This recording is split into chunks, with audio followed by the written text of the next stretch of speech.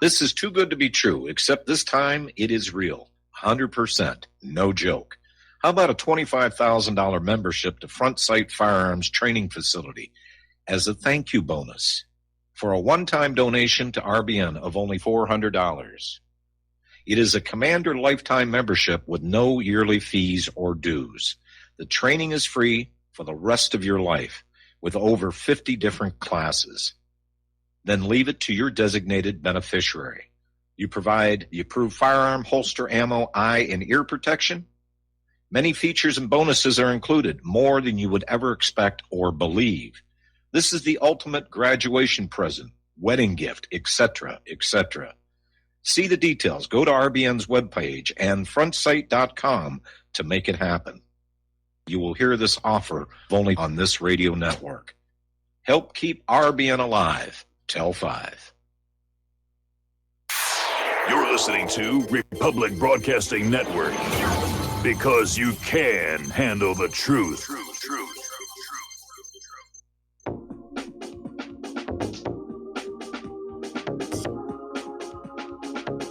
What really happened with your host, Mike Rivero, because World War III is a really bad idea. Here is your host, Michael Rivero. And aloha, America. Welcome to our show today. It is Wednesday, December 5th, 2018, and we've got a lot of stuff to talk about today. The phone lines are open, 800-313-9443. Mike is in our control room, ready to answer the phone, put you on the air with your comments, questions, and observations here. Well, obviously, tomorrow, or rather today, this morning, was dominated by the memorial service for George Herbert Walker Bush, and it just went on and on and on, and all the luminaries were there. The Clintons were there, the Obamas were there, and basically after a while I switched over to BBC America and watched old Star Trek reruns. But that's now over, and they're flying the coffin back to Texas, where final interment, I guess, will take place tomorrow. So that closes that chapter of American history. But again, the history being presented by the corporate media is far less than complete. And they're trying to portray Bush as this incredible statesman and a hero, and again, credit where credit is due. He did fly dive bombers in World War II. There's no question about that. He was actually in combat. And I'm going to say something that may surprise a lot of people.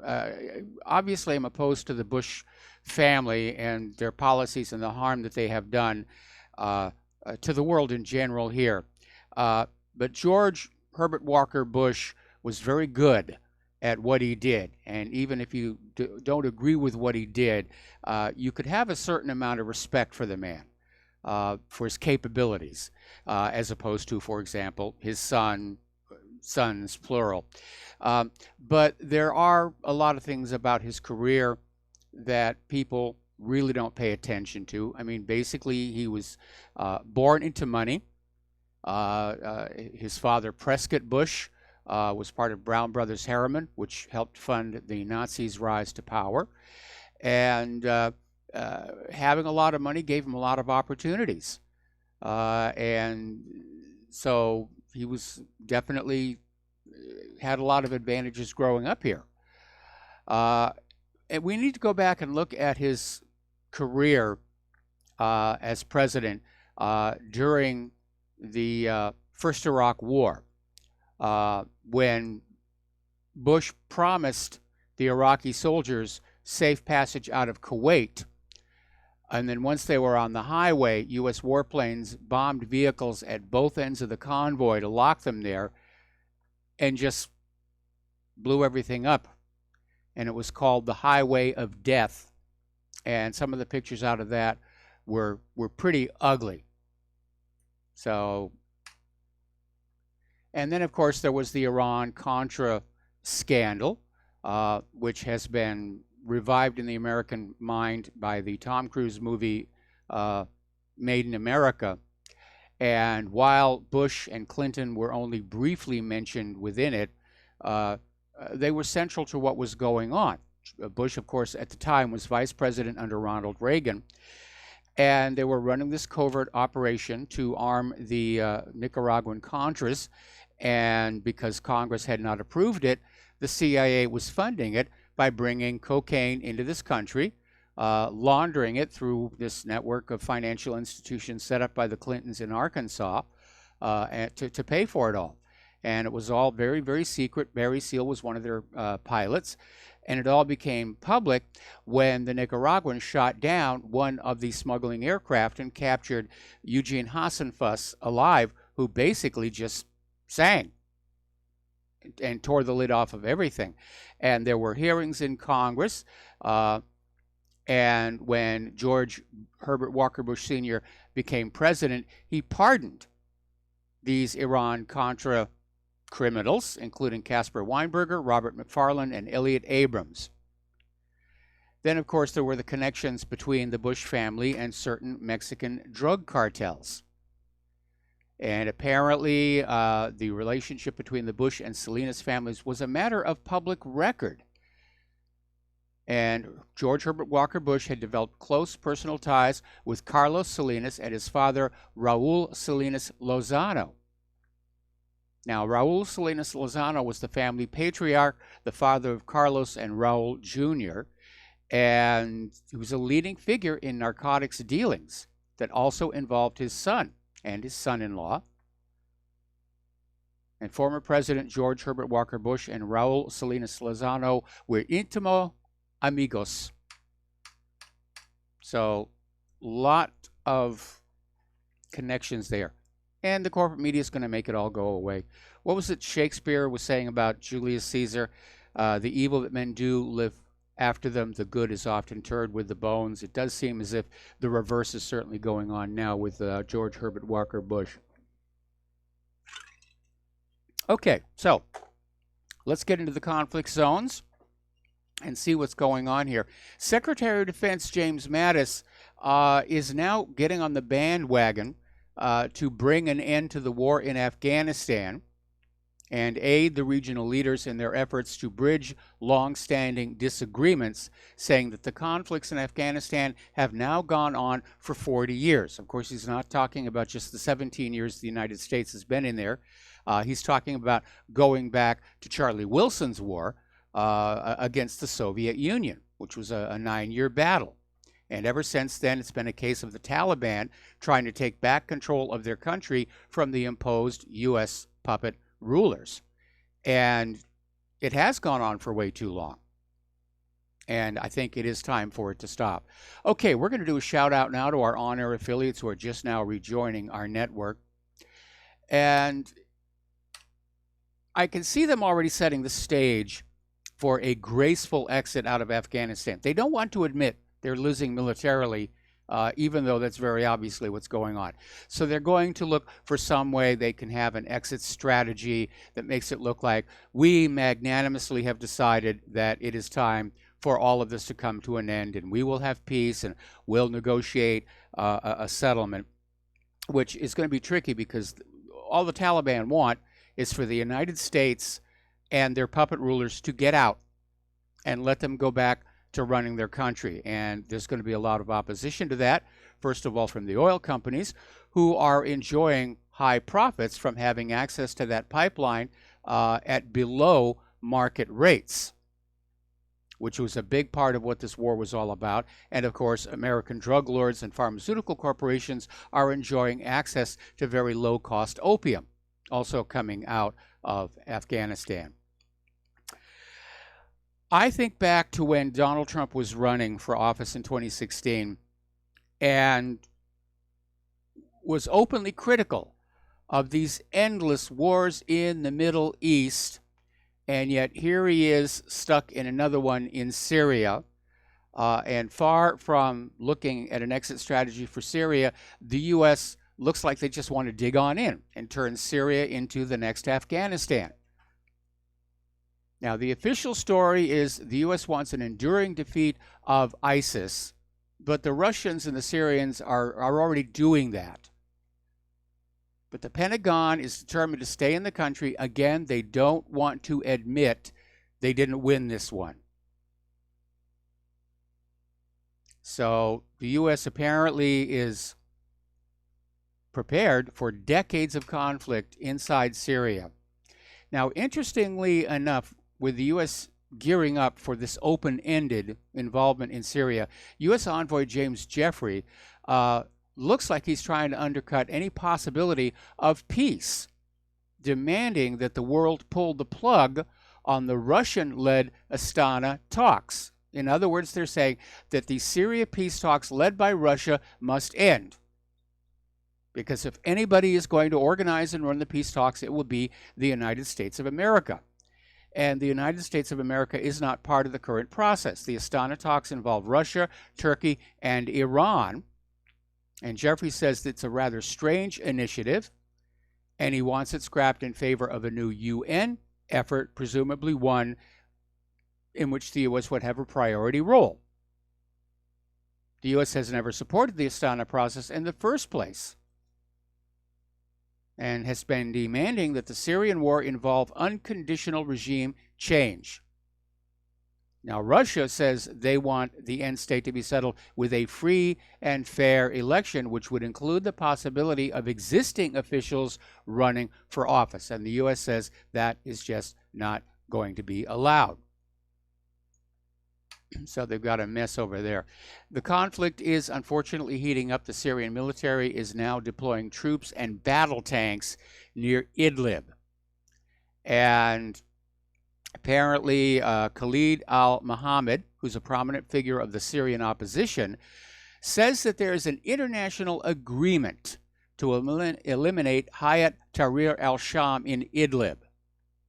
Now, al-Mohammed is known as the godfather of the reconciliation process, which took place in southern Syria in 2018. And apparently this UAE-based businessman persuaded thousands of former Free Syria Army fighters in the governorates of Daraa and Al-Quneitra to join the ranks of the Syrian Arab Army 5th Assault Corps. So this was the guy who got him to basically change sides and go back to fighting for the Syrian government. So apparently units of the Syrian Army's 4th Armored Division have been redeployed from the northern Al-Suwaida countryside to front lines in northern Latakia countryside. And it looks like there's going to be a major, major battle there as well.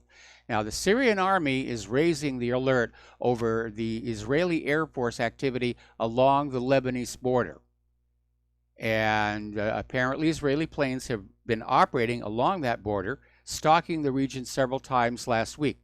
Now, in this case, it may not be a prelude to an attack on Syria. Of course, you can't know one way or the other, because Israel is starting to make stink face at Lebanon again. We'll be talking about that in a little bit. Now, the other day, as you know, there was an air attack by Israel into Syria that Syria claims was successfully repelled. Israel is saying otherwise. Apparently, the report of an Israeli warplane being downed did turn out to be false. And a lot of people were wondering why Syria wasn't using the new Russian weapons they have been given. Apparently, while they are operational for training purposes, they have not been activated and put on combat status. But that apparently is about to happen. And according to General Kenneth McKenzie, who's the nominee to head the U.S. CENTCOM, is saying that the activation of Russian S-400 missile defense systems in Syria will pose an increased threat to American troops and U.S.-led coalition forces. And he's saying they're still working on out how they're going to be able to continue to operate inside Syria. And it's going to be tricky. Now, as you know, a little while ago, there was this big stink where Turkey decided to buy Russia's S-400 missile instead of the American Patriot. And even more to the point, they're doing the sale in their domestic currencies. They're not going through the dollar. And the United States got all huffy about it. You know, why are you dealing with Russians? And finally, Turkey's foreign minister, Mevlut Cavusoglu, basically came on out and said, the S-400 is just better. It is vastly superior to the Patriot air defense system built by the U.S., and Turkey had to go with the better system. And they're saying basically Patriot failed to meet the Turkish military's air defense requirements. Turkey then went to other countries and finally settled on Russia. And the deal is basically done. Turkey is saying that Russia gave them the best deal. It's a done deal. They'll be open to other proposals in the future, but for right now, they're going with the Russian S-400. Now, up in Ukraine, they're really pushing on this Kerch Strait incident. And again, the propaganda is Russia simply hijacked these Ukrainian warships in open waters. They've kidnapped the crew. How dare they? How dare they? Ignoring the fact that the Ukrainian warships and tugboat violated the rules of using the strait, which is Russian territorial water here. But according to this article coming on out of Voice of America News, NATO is getting set to meet as Ukraine seeks support against the Russian attacks. And that's how it's now being described, the Russian attacks on the Ukrainian naval vessels. And apparently, U.S. Secretary of State Mike Pompeo is going to be joining other foreign ministers for a 2-day meeting in Brussels, where American demands for more military spending from NATO allies will also be on the agenda. Now, Kiev is warning of the likelihood of an all-out war with its neighbors is dangerously high after Russia fired on its vessels in the Azov Sea and detained the Navy personnel. Now, of course, Moscow is saying it was an intentional provocation on the part of Ukraine, and from all indications, Moscow is absolutely correct on it. But an incident is an incident, and if you're trying to foment hostility and tension, you just grab whatever you can use here. So Ukraine and NATO are now talking about a ban on Russia entering all ports of quote-unquote civilized countries. So they're talking a naval blockade, which is an act of war here. And they're also putting on the table the agenda to end the Nord Stream 2 pipeline. See, it's really ultimately all about the money. And of course, more sanctions on Russia. So Ukraine's President Poroshenko is out there screaming once again that Russia has 80,000 troops in Crimea. But Poroshenko has been screaming imminent Russian invasion ever since he came to power in that coup d'etat. Was claiming that there were Russian tanks on the border. They were ready to invade. It was going to happen anytime. And this article is basically saying Poroshenko is claiming Russia has 80,000 troops, 1,400 artillery and missile systems, 900 tanks, 2,300 armored vehicles, 500 planes, and 300 helicopters stationed on its border in Crimea. Now, if Russia really did have that, and Russia wanted to do something, they'd be in Kiev in 2 days. That's a huge force. No evidence to support any of it. And as I said, Poroshenko has cried Russian wolf way, way too many times. But Ukraine is calling up their reservists for added training, saying the country needs to beef up its defenses to counter the threat of a Russian invasion. They're still pushing this thing. Now, the Kremlin is saying Poroshenko's statement is an absurd attempt to inflame tensions. And relations between the two countries have been strained further following that November 25th incident in which the Russian Coast Guard fired upon and seized these 3 Ukrainian naval vessels, which basically violated Russia's territorial waters. And it wasn't like Russia said they couldn't go in there, but there are rules. When you are transiting waterways that are territorial waters of other countries, there are rules. There are rules to go through the Panama Canal. There's rules to go through the Erie Canal. There's rules to go through the Suez Canal. And there are rules to go through the Kerch Strait. And the Ukrainian ships blatantly defied them. Now, a little bit of a whoopsie may have happened because, as you know, we're going into this holiday season where soldiers who are stationed overseas are given access to two-way television so they can talk to their families, and everybody would wish themselves a wonderful holiday. And apparently one of the soldiers mentioned that he was stationed in Ukraine, U.S. soldier stationed in Ukraine. So you think about that one a little bit.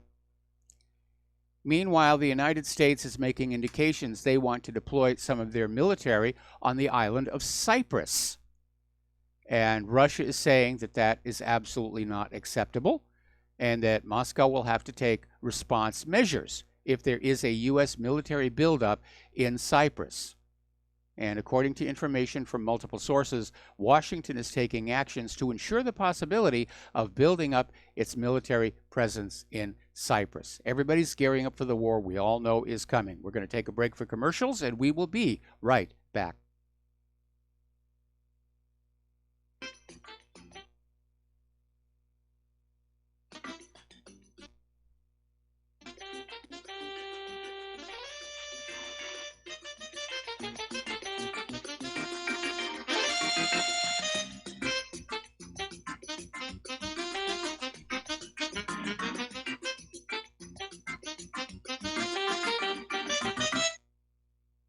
Corporate media dominates the American opinion. Finding independent voices that counter this avalanche is becoming increasingly difficult. With the endless corruption running rampant throughout our government, independent voices are needed more than ever to battle the offensive against our freedoms and liberties. As a listener of RBN, no one understands this concept better than you.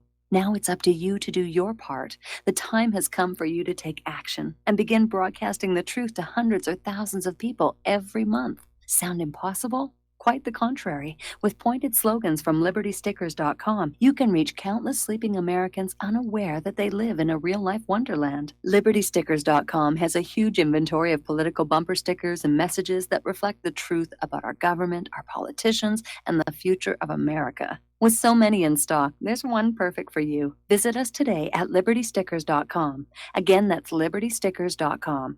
Do your part. Your voice is important. Let it be heard. Attention RBN listeners. Dr. Ignatius Piazza, founder of Front Sight Firearms Training, and fate have come together to allow RBN to run another fundraiser till the end of the year. We didn't really expect this opportunity, but thankfully it's here and running as you hear this. We've set a goal of 500 donations by the end of the year, which averages around 6 per day, 7 days a week. When you realize all the folks listening to RBN all hours of the day and night, we think our goal is realistic and extremely critical to keep RBN on the air. If everybody listening will seriously assess their ability with firearms and then take advantage of this opportunity, we feel our goal is very conservative. Please take the time to look over Front Sight's website to get an idea of an amazing facility and the world-class training that's going on there. If this interests you, you likely will have like-minded friends that would like to know. Tell them. If for some reason some listeners are not personally interested, consider sons and daughters, close friends, nieces or nephews, top valued employees, inform club members, share the opportunity with police and fire departments. It's not too early to plan Christmas presents for special people. This fundraiser has come at an extremely critical time for RBN because the dire need for equipment upgrades. We're running on the spare tire currently with no money to fix a flat, and the fuel gauge is bouncing on E. This is one of the most valuable ways you can help RBN financially because you get Commander lifetime membership value that is 50 times your donation and can be passed on forever. How many times during life do you get to leave a legacy? See more details and contact info on our webpage, republicbroadcasting.org, and thank you. Well, they're stealing down on Wall Street and in Washington, too. You know, it makes me wonder, what's a guy on Main Street to do? I've always tried to be an honest, upstanding kind of guy. I must admit lately, I thought about giving something else a try. Oh, I want to be a pirate. I want to sail the 7 seas, yeah, I want to be a pirate. And aloha, America. Welcome back to our show here. And NATO has now hopped on the bandwagon, so to speak, of Russia's supposed violation of the Intermediate Range Nuclear Forces Treaty. Now, as you know, Trump has accused Russia of being in violation of the INF Treaty and has threatened to pull out of that and commence to build up America's nuclear arsenal. Now, the INF basically bans ground-launched medium-range missiles that carry nuclear warheads that have a range between 310 and 3,400 miles. And it may seem kind of nitpicky-ish, but when the agreement was passed, it was basically a way for both the United States and, at the time, the Soviet Union, to basically get rid of entire classes of nuclear weapons and not have to maintain them, not have to spend all the money to keep them up. And this was at a time when the Soviet Union was really struggling to finance its military.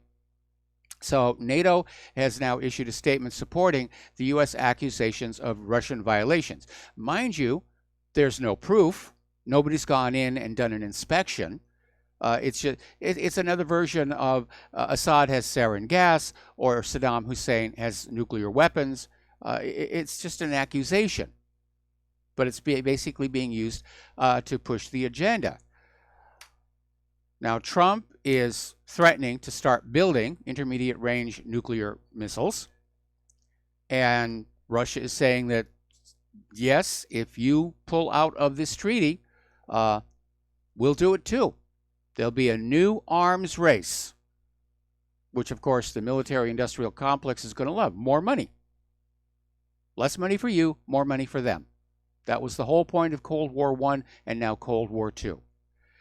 And Putin is saying the Kremlin will respond appropriately if the United States pulls out of the Cold War-era nuclear weapons treaty that prohibits these intermediate and shorter-range nuclear missiles.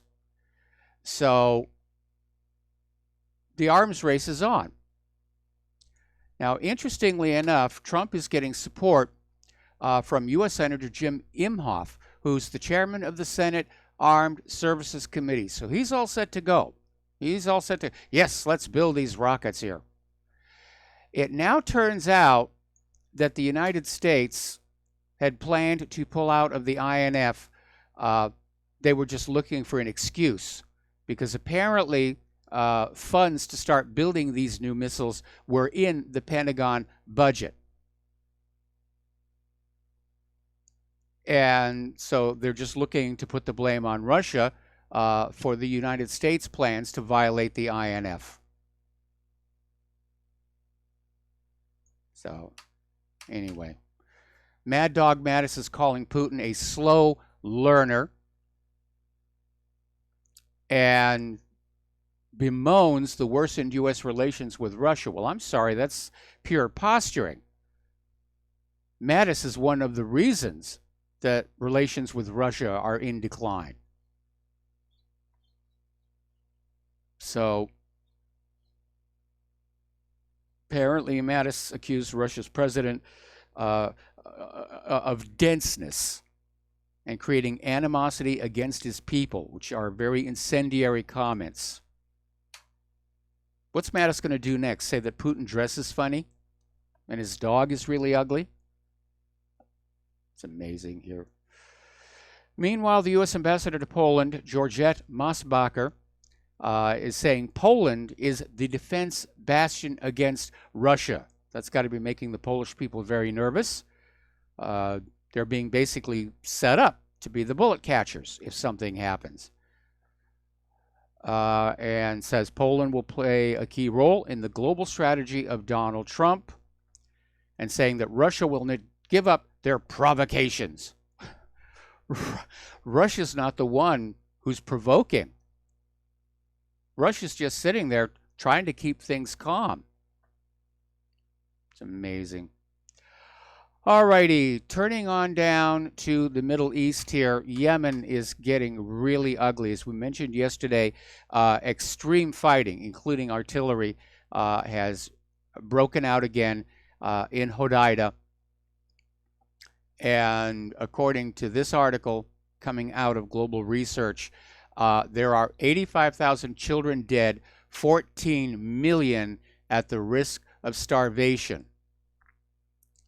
And yet the American and British governments, who have the ability to stop the Saudi war machine by simply refusing to sign any more checks or sell those weapons to Saudi Arabia, they keep it going, because arms sales are much more important than the lives of children, especially those children. They don't count. And this is coming from Save the Children, which is a charity, and they're saying it is a mess over there, and it really is. All right, we're going to take another break for commercials. We'll be right back.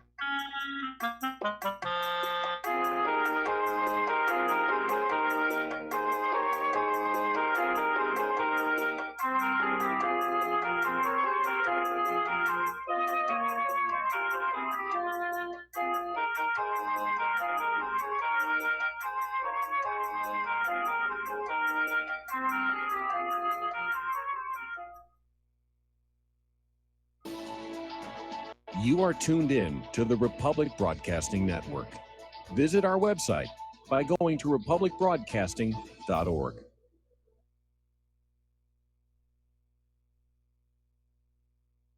Homeowners, if your lender has gone out of business or sold your transaction to another lender or servicer, you may be the victim of a wrongful foreclosure, resulting in the loss of your home. If you've already lost your home, are in foreclosure, or even in good standing, you can challenge the mortgage transaction's illegal issue, and your property can be restored to you, and your foreclosure can be stopped or reversed, and the mortgage transaction declared unenforceable. State laws, U.S. title codes, the Uniform Commercial Codes, and U.S. Supreme Court rulings have upheld that defective mortgage documentations can reverse or stop foreclosures and enforce property title claims in favor of the homeowner. We are having successes in stopping the process of foreclosure, the enforcement of the foreclosure judgments, the sale of property, and evictions after the sale. We are not attorneys, and we don't give legal advice. We are a professional team of legal researchers, providing forensic mortgage audits and expert witnesses. We have the knowledge to produce the evidence and enforce laws regarding your legal issues. We've been in business for 12 years without a complaint. Consultations are free, and we provide a free title search to confirm if your mortgage has legal defects. Please call 855-253-3748. 855, the number 2, keep it today. Tired of being lied to by mass media? It's growing more and more apparent today that news is received less and less through standard media outlets. Even with a growing audience every day, RBN is beginning to direct more efforts into social media. Social media and the use of the internet is fast becoming the primary source of people for news, regardless of demographic. RBN has set out to provide some of the best news on the internet through republicbroadcasting.org, and also has begun to use the tools to our advantage by way of social media. Republic Broadcasting is now operating a Facebook page to function as yet another avenue to have our collective voice reach new audiences across not only America, but across the globe as well. The Facebook page features not only news, but also an RBN player to listen to our broadcasts. Get involved by visiting facebook.com/Republic Broadcasting and liking our page and share it with your friends and family, because you can handle the truth. Without the right accessories, any guy can be off the mark. Whether you've invested thousands in your arsenal or you own a single trusted firearm, a visit to AROutfitting.com is in order. It's one of the finest online selections of tactical optics and AR parts and add-ons, like EOTech, quick target acquisition with no peripheral loss. Browse the full range of Nikon scopes and binoculars. AROutfitting.com can illuminate your world with Streamlight gun-mounted lights from keychain to large handhelds, up to 1,100 lumens. Find some stability with Battenfield Tactical Bipods. AROutfitting.com has CMMG gun parts, barrels, assemblies, handguards, part kits, and more. Plus mag-full clips and magazines. I know I've got you excited, so take a breath. Head to AROutfitting.com. The site's super easy to navigate and features a ton of technical info, including links to manuals. We also welcome vendor and manufacturer inquiries. Remember, if you don't see it, we can get it at AROutfitting.com. We will not go down in the night without a fight. You can burn up our mosques and our homes and our schools, but our spirit will never die. We will not go down in Gaza tonight. And aloha, America. Welcome back to our show here. We're talking about the conflict zones around the world. We're talking specifically about Yemen. And apparently, there is a possibility there will be peace talks, and representatives from the Yemeni government and the Houthi rebels, which think they are the government, are due to meet in Sweden this week for United Nations-sponsored talks aimed at ending this 3-year-long war that has just devastated the country.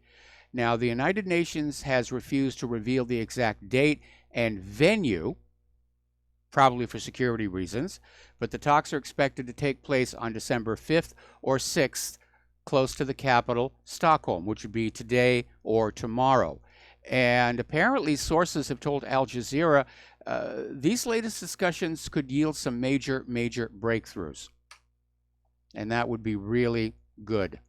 Now, getting on over to Saudi Arabia, this situation with Khashoggi's murder and Trump's basically glossing it over for Crown Prince Mohammed bin Salman is turning into a major diplomatic whoopsie.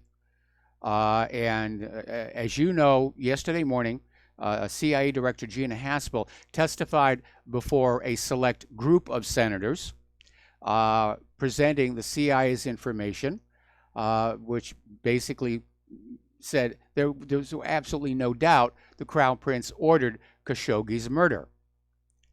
And a lot of people are now starting to look at this very obvious double standard coming out of Donald Trump, because when the Skripals were poisoned, supposedly, and again, there's reason to doubt that, oh, it's Putin. It's Putin. Putin's bad. Putin's bad. Putin's evil. Got to do something about Putin. Here we have Khashoggi with hard evidence that he did, in fact, order this hit by his subordinates.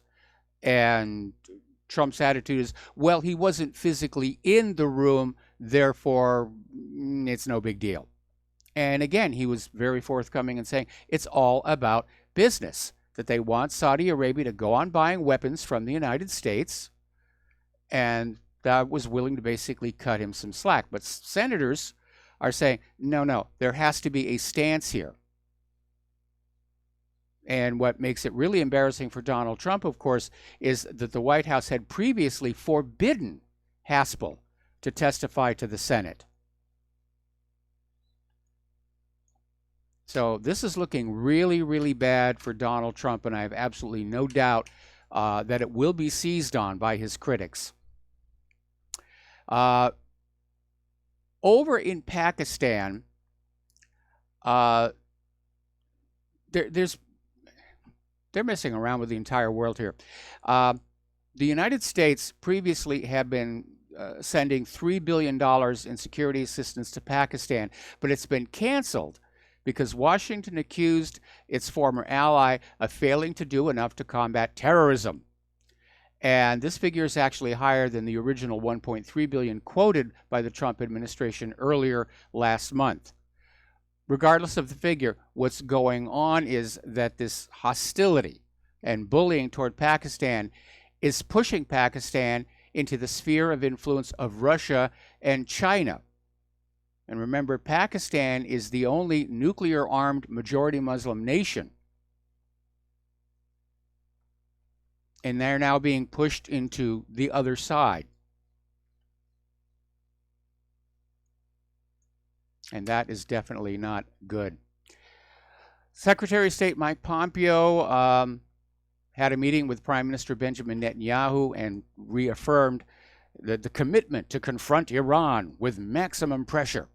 We're going to confront the totality of the Iranian regime's threats through maximum pressure. Well, unfortunately, Rouhani has given Pompeo grist for the mill, as it were, because Rouhani is now threatening to block the Strait of Hormuz, which is a critical waterway through which a lot of the world's oil flows.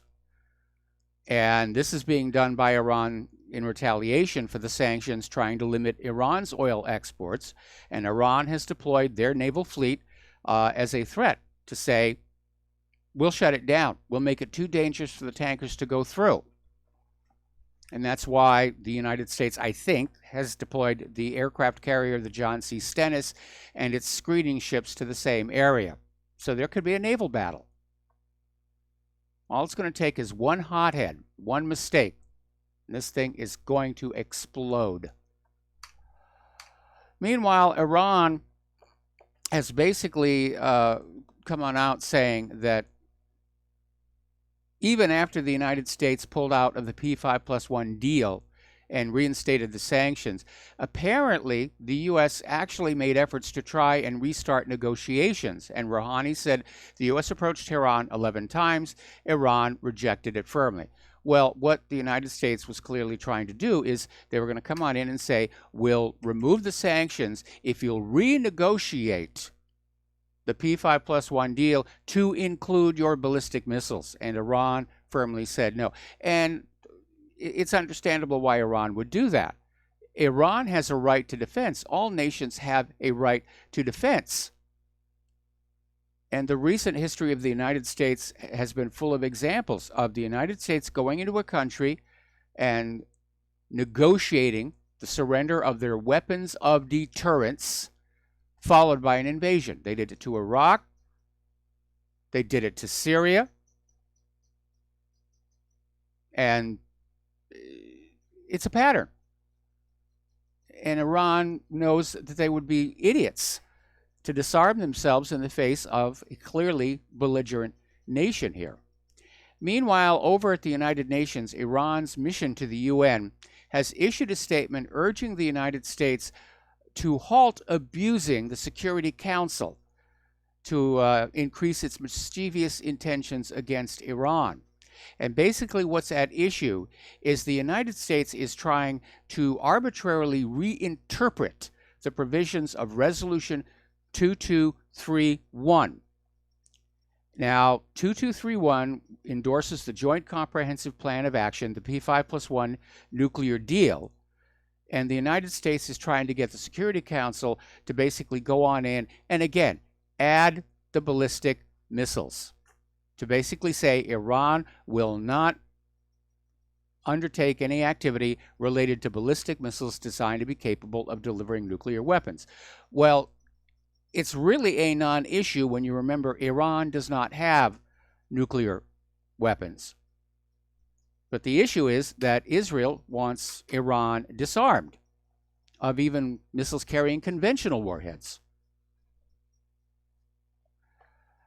Meanwhile, over at Reuters, they came out with a little propaganda piece about Iran and basically intentionally conflated two different series of missiles.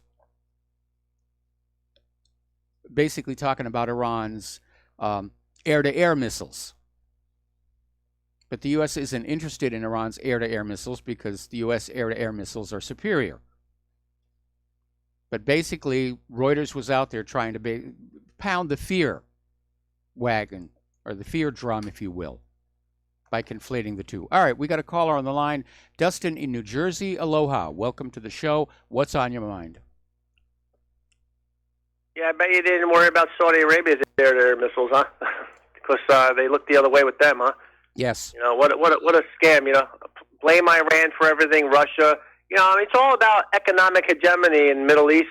Yes. You know, I mean, you know, the U.S. is so spread thin, Mike. Do you realize, like, if their lines of just supplies get cut, these people will be, like, in no man's land, like, for a long time. Like, if our economy collapses, and do you realize that? Like, you got so many troops around the world, and they probably don't have the supplies you think they have. You know what I mean? Like, it's just skeleton crews on a lot of these areas, and it's just like they'd be stuck there indefinitely.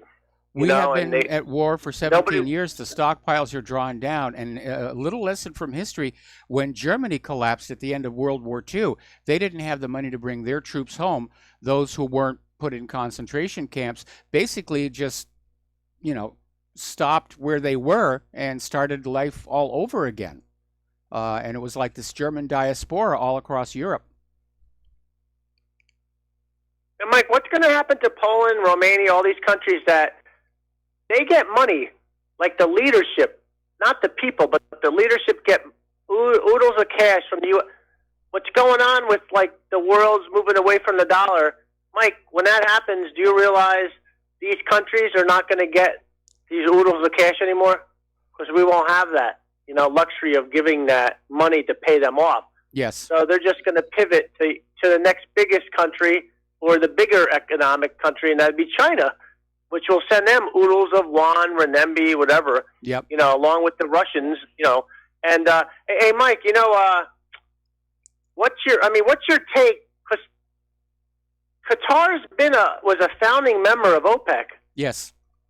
I know they only have produced 600,000 barrels of oil, a day, and it's a small player in the market. But for them to, in January, pack up and leave, this tells you there's like just this pivot going on, right? I mean, with OPEC Plus coming up with the Russians and Saudis, there's a lot of stuff going on, and it's just not going to be on the mainstream news, because. And I look at Qatar leaving. I think this is important. It's important. I agree. I think this could be the beginning of the breakup of OPEC, because the other members of OPEC are very dissatisfied with Saudi Arabia's close relationship with the United States and feel that they have been taken advantage of by this deal. And remember, all of this goes back to that petrodollar deal that was launched after Nixon ended gold convertibility. Where the United States went to all of these oil-producing nations and said, if you will sell your oil only for the U.S. dollar and invest that money in the United States, we'll protect you militarily from other countries, and you'll all get very, very rich. And it did work to a certain extent, and it did keep global demand for the U.S. dollar very, very high. But again, other countries are starting to move away from the dollar, and the U.S. is responding militarily. When Iraq wanted to sell their oil for the euro, the U.S. invaded. When Libya wanted to sell their oil for the gold dinar, the U.S. invaded. And I think Saudi Arabia is probably pivoting close to Russia, so that when they decide they're going to stop accepting dollars for the oil, the United States will be deterred from attacking them. And by the way, Qatar shares the South Pars gas field with Iran. Yes. That's the largest gas reserves in the world, right? I believe is the Qatar and Iranian gas fields in South. But Mike, I just think that's the pivot. Like, we're seeing it happen. Yeah. Like right before our eyes, this pivot away. And you know what? We can't do anything about it as individuals. We can let people know what's going on, and it's up to other people to do the research. But that's all I got to say today, Mike. Have a good show. All right, thanks an awful lot. And we're going to switch over to Kevin in West Virginia. Aloha, Kevin. Welcome to the show. What's on your mind? So, Mike, it seems like, hey, Mr. Mike, it seems like there's, with the elitists and everything, with Trump, there seems like factions of one another fighting, and I think this is a transference of wealth away from once was, America, and that's what it is. We're being looted, and we're being looted from the banksters and this and that, and it's just crazy. And like Dustin said, this is insane times.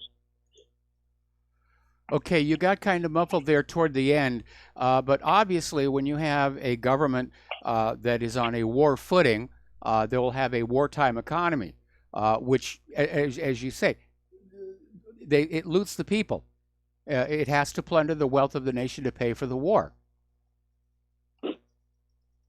Absolutely, and I think there's factions within, like, the power structures, the Anglo-Saxons, the Russians, and the Chinese, and they're just fighting for power, and then it just happens to be our turn to fall. Well, I think it is our turn to fall here, and again, in the age of nuclear weapons, this is really dangerous. And I'm sure that the military commanders are convinced that they can keep the war cold, that it's going to be just like the good old days in the 1950s and 1960s with the money pouring on in and promotions piling up. But again, the new factor is all of the automation that are on these weapon systems. And in at least 2 known provable instances, these automated systems have led to weapons being unleashed when they shouldn't have been.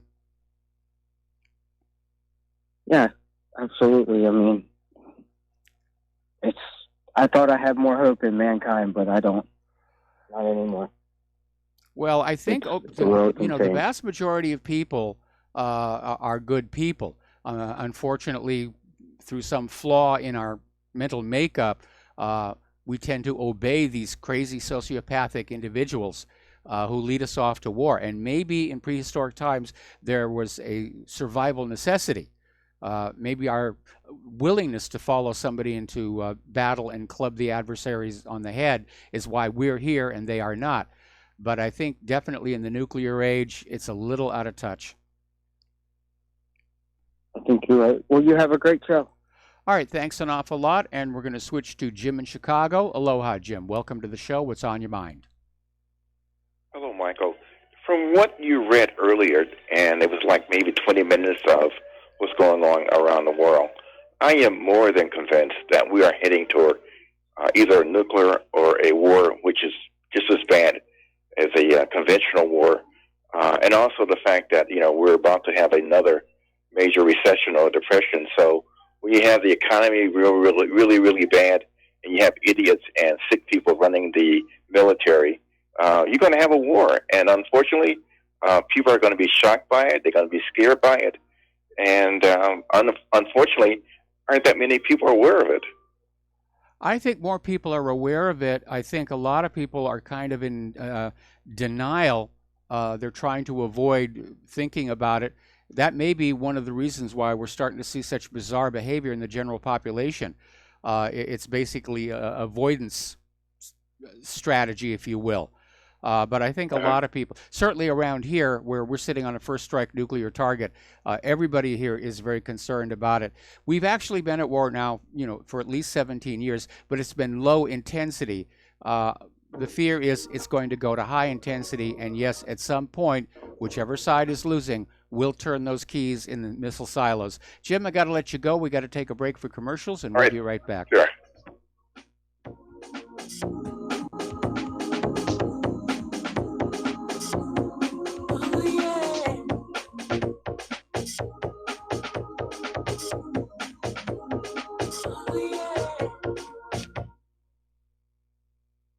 Okay, nurse, let's get this man to the ER stat. Right away, doctor. We see this every day. Heart attack or angina pain due to blocked and clogged arteries. Chelation can remove obstructions or blockages from arteries and help avoid painful and expensive surgery. Now there's Angioprim. It's a liquid oral chelation product that you take with juice. You start to feel the results fast. Angioprim increases blood flow all over the body, and that means more energy and strength to take on the day with less aches and pains. 60 years of research has gone into chelation, and Angioprim is the result. A safe and easy way to unblock your veins and arteries from buildup that slow circulation. Paging Dr. Jones. Please report to the emergency room right away. Log on now for a special radio offer from Angioprim. That's angioprim.com/radio. ANGIOPRIM. Angioprim.com/radio or call 877-882-7221. That's 877-882-7221. This is too good to be true, except this time it is real. 100%. No joke. How about a $25,000 membership to Front Sight Firearms Training Facility as a thank you bonus for a one-time donation to RBN of only $400? It is a Commander lifetime membership with no yearly fees or dues. The training is free for the rest of your life with over 50 different classes. Then leave it to your designated beneficiary. You provide the approved firearm, holster, ammo, eye, and ear protection. Many features and bonuses are included, more than you would ever expect or believe. This is the ultimate graduation present, wedding gift, etc., etc. See the details. Go to RBN's webpage and frontsight.com to make it happen. You will hear this offer only on this radio network. Help keep RBN alive. Tell 5. The reviews for Extendivite are amazing. Here are some from Amazon. By Christine, great for heart palpitations. By Ann, before I started using this product, every afternoon my ankles and my hands would be swollen. That doesn't happen anymore. So if that part of their advertising is true, I have to assume that the rest of it is also. Not to mention, that when I had my yearly blood test, only a few weeks after beginning to use this product, my cholesterol had dropped over 30 points. I'm going to continue to take it. By Croc. I love this product. It really works. By Brad. Works great, thank you. Tell us your story. Get your Extendivite today. To order, call 1-877-928-8822. That's 1-877-928-8822 or visit heartdrop.com. Extend your life with Extendovite.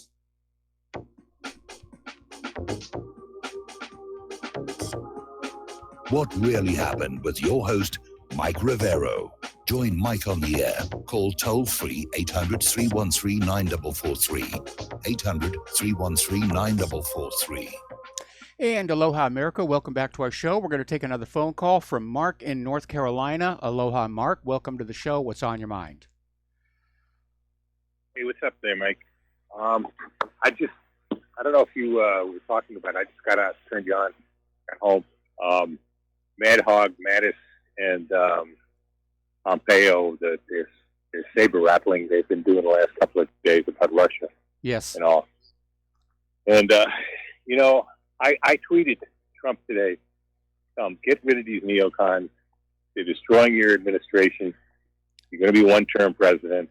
I tried to call the White House today at the switchboard. By the way, folks, it's 202-456-1111, but they were closed in mourning for the war criminal that everybody's yelling about now. Well, Trump declared today a federal holiday, so the banks are closed. There's no postal delivery, and so government offices are closed. Right. I was surprised I got my little package from InfoWars. There was toothpaste and bone broth. I was surprised that it even arrived today, but I don't know. Maybe it came from UPS. But anyway, like I said, people need to do that. You can tweet to Trump. Sooner or later, some of this stuff gets through to him. Some of the stuff he sees. A lot of stuff he doesn't seem to understand.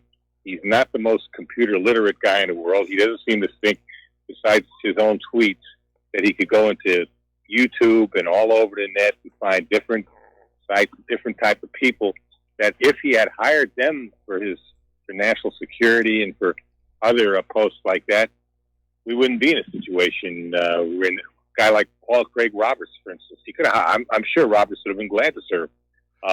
Somebody like Ray McGovern, who used to be with the CIA and is a real patriot. I know he doesn't like Trump, but I'm sure he would have been willing to serve. Yes. Because he's a patriot. But those are the type of people. But he doesn't seem to understand there's more to what's going on than the fake news network, the crap news network, and the nothing but crap news network. He doesn't seem to understand that. He seems to think he's going to get all the information he needs by listening to a fool like Sean Hannity, who basically gives you mostly talking points. He won't really, he gives you everything the military industrial complex still wants you to hear. Yep. Or somebody like the Fox. What are those that morning show with Fox News in the morning there with that idiot Brian Kilmeade and the other fool there? I mean, he seems to think that's where he's getting real news from. It's not. It's just basically just the other side of the coin from the crap news network. It's really garbage, and you can see it the way they're all lauding this war criminal today. I just come back from the gym, and again, they got right there on the TV screen all about still mourning this criminal, this drug smuggler. They don't tell you anything about the horrible things this man and his family have committed. But that's and they keep it on. They keep it on like they push it in your face. Now I don't watch it at home. I'm probably going to get rid of my cable very soon. But you can't help it. You go to a place like you go to the gym. I go to the workout stuff. Then I go to do my aerobic workout after my after my weights, and then that's when they have those TVs on, and I got to watch this garbage. Yeah. Terrible. Well, listen, Mark, we got to take a break for station identification. Don't hang up. I'm going to hold you over into hour number 2. We'll be right back.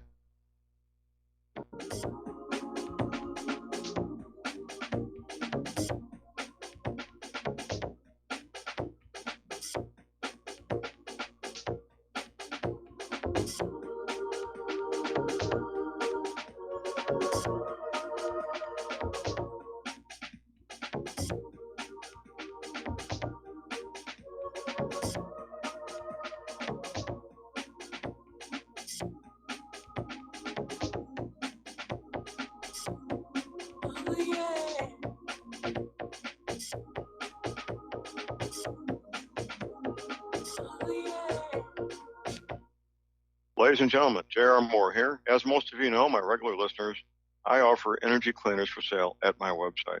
If you don't have a clue what I'm talking about, go to my website, thelibertyman.com. Educate yourself about these marvelous healing devices.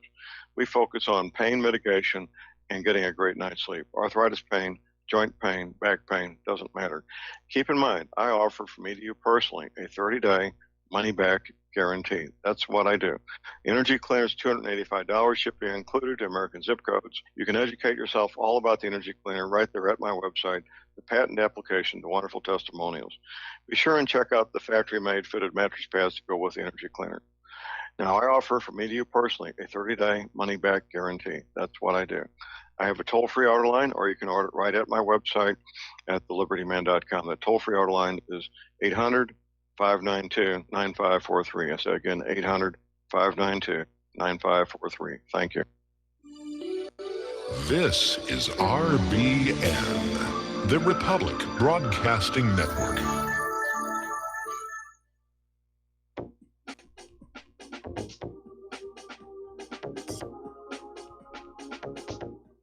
What really happened with your host, Mike Rivero. You're listening to the Republic Broadcasting Network, where you'll find out what the Fukushima's going on.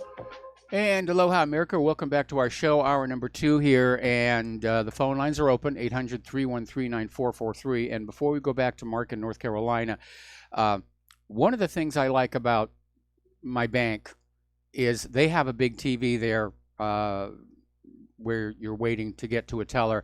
They've got it on the cooking channel. I guess they all got sick and tired of all the propaganda coming on out from it, too. Corporate media, at least as far as I have the Fox channel on here to see what they're lying to us about today, and they're still going on about George Herbert Walker Bush. They're starting to like sneak a little bit of news in, but yeah, they're laying it on there with a trowel. Anyway, Mark, there is a lot of saber rattling going on. There's no question about that. We're being groomed and prepped for a major war, a high-intensity war. Yeah, I understand that, Mike, but, you know, it's still hard for me to believe. Are these people totally insane? Now, I know Pompeo, I heard, is one of these Christian Zionists who believes that the end of the world is going to come, and only then can Jesus settle on his throne there in Jerusalem. By the way, I saw that movie you told me about yesterday. It was on I believe it was Showtime, about the Kingdom of Heaven. It was really good.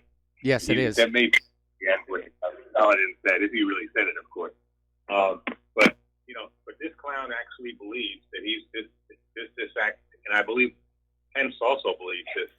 And you got madmen like this believing this stuff, and I believe the other clown there, Kushner, thinks that it's going to be some other kind of a what do you call it again? Messiah, some Jewish Messiah that's going to come back and to rule from Jerusalem after the Armageddon. So you got these type of crazy people there in there that actually believe this kind of stuff, and the mix. And I'm really afraid. One situation, for instance, like the Cuban Missile Crisis, where you did have two rational men in both with Kennedy and Khrushchev, and now you don't have rational men anymore. Maybe Putin seems rational. Yes. But certainly Trump doesn't seem rational, and the people behind Trump are definitely not rational. Well, that's the problem, because I don't think Trump's in control anymore. I think he's been reduced to basically being, a front man for what's going on behind him. And as I've said many times before, I think Trump's biggest single mistake coming into the White House was wanting to be magnanimous in victory and keep all these Obama holdovers. He should have just scraped it all out and brought all these new people in. But however they corralled and collared him, they've definitely done it. And it's unfortunate if you look over history, especially the last 17, it almost doesn't seem to matter who is in the White House. The war agenda keeps moving forward. Yeah, it's the Bush holdovers, too, that he keeps putting in there, too. The very people that, couldn't stand him and actually wind up supporting Hillary. And he's got them in the White House with him. Bolton actually was part of it. First of all, he was part of that PNEC, and then He's actually the UN ambassador under Bush for a while. Yep. Couldn't even get him confirmed by Congress. But the guy, and these are the type of people that Trump is putting in. Now, he was warned by Roger Stone. Yep. Early on not to do this, but he either didn't get the information or whatever, and he just didn't listen. He's too stubborn to listen. He also, when he got rid of Michael Flynn, he said because he lied to Pence at the time, he shouldn't even been talking to Pence. He's Trump's national security advisor. He should have been doing what they had planned on doing. They had planned on working together and getting Russia, and the United States back, closer together again, and not and campaigning against the globalists. Instead, he leaves them out to dry. He honors what Pence says, who I think Pence is just waiting for his opportunity to become president. Yes. And then he gets rid of Flynn. He gave them just what they wanted, and now, sure enough, they're all coming aboard. Now he's got a guy like Bolton who's in there. He goes from bad to worse. He goes first McMaster, and then he goes to Bolton. So I mean, you can't get much worse than that. And he doesn't understand who the real patriots are. He thinks that even like Breitbart. Breitbart is another neocon network. They actually urged him to put Bolton in. They wanted Bolton for Secretary of State in the first place. They're not alternate or independent media. They're just very similar to Fox News, the fake news network. Well, they were when Andrew Breitbart was still there. But just like the Murdochs took over Fox News, it's shifting to the left. The more prominent independent media is being either acquired or regime changed to basically take the entire country toward that war agenda. Fox News used to be totally different. I look sometimes on YouTube and I find these things about 9/11 when Fox News actually was doing an investigation about Israeli possible involvement in Israeli spying, the Mossad spying on American, and they're the ones who also brought the thing up about the dancing Israelis. And then the stuff all disappeared. It didn't disappear from YouTube because people keep bringing it back up, but as if it never happened. That guy Carl Cameron, I believe his name is. Yes, that was his name. He was really doing a fierce investigation of that. So it wasn't that they were playing into the Zionist hands at the time. This happened, but shortly after that, they seemed to have become nothing but a mouthpiece for the globalist, Zionist, bankster, Wall Street cabal. Yep. That's so. It just doesn't seem. I just don't know what we're going to do. Like I'm starting to get to the point where I'm really concerned that that this planet may go up in smoke, in nuclear smoke. Well, that's the worst case scenario, but we're definitely going to be looking at. I think we're on the verge of moving from the low intensity wars we've been seeing for the last 17 years to a high intensity war. They're going to need something to happen to kick it off. I don't think the incident at the Kerch Strait is going to be sufficient, but everybody needs to basically be prepared because if there is a high intensity war, it's going to be the same as a natural disaster. You're going to lose the electricity, phone lines, access to running water. So same thing that you would do if you lived in an earthquake zone or a hurricane zone or a tsunami zone. Storable food, water, extra medications, and so forth, to basically hunker on down and try and ride it out. And it's frightening to look at, but I think we have to be honest and realize that's the direction we're all being taken by our government. In some ways, I almost hope we have it. Clyde, stop it.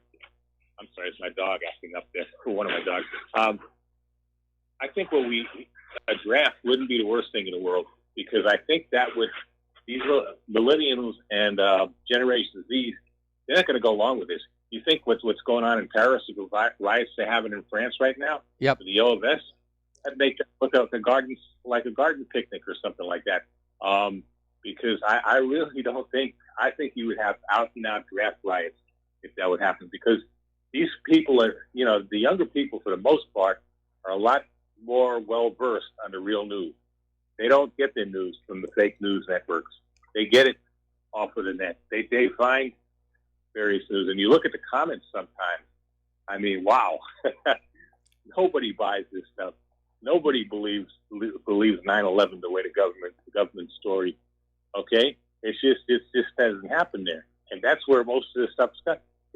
It's mostly the older people our age, that watch this garbage news. I don't.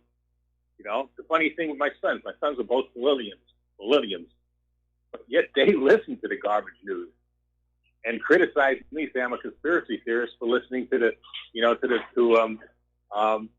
real news or the independent media. But that's unusual. Usually it's the opposite. Usually it's the old man and the old woman that listens to or watches Fox News or Crap News Network or something like that, and it's the younger people that listen to the real news. So with me, it's kind of reversed.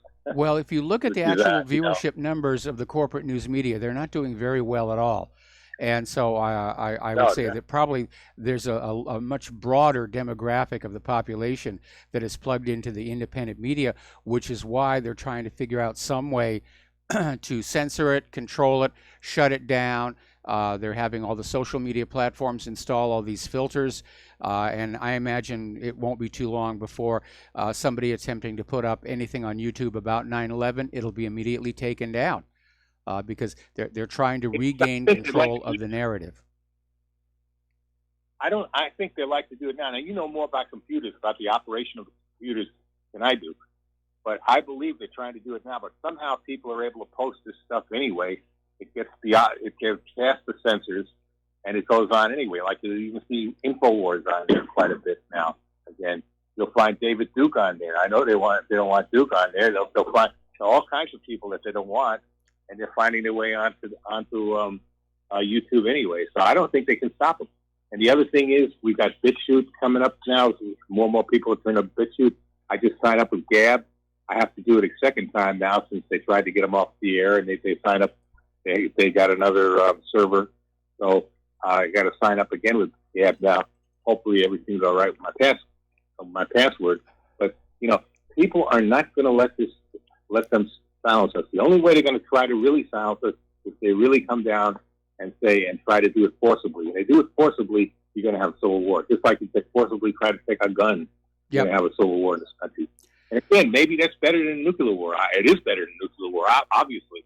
Well, horrible as would be, not as bad as the nuclear war, Right now, the best thing that could happen for the world as a whole is for a major economic collapse in the United States. Because if there's no money, the war machine stops.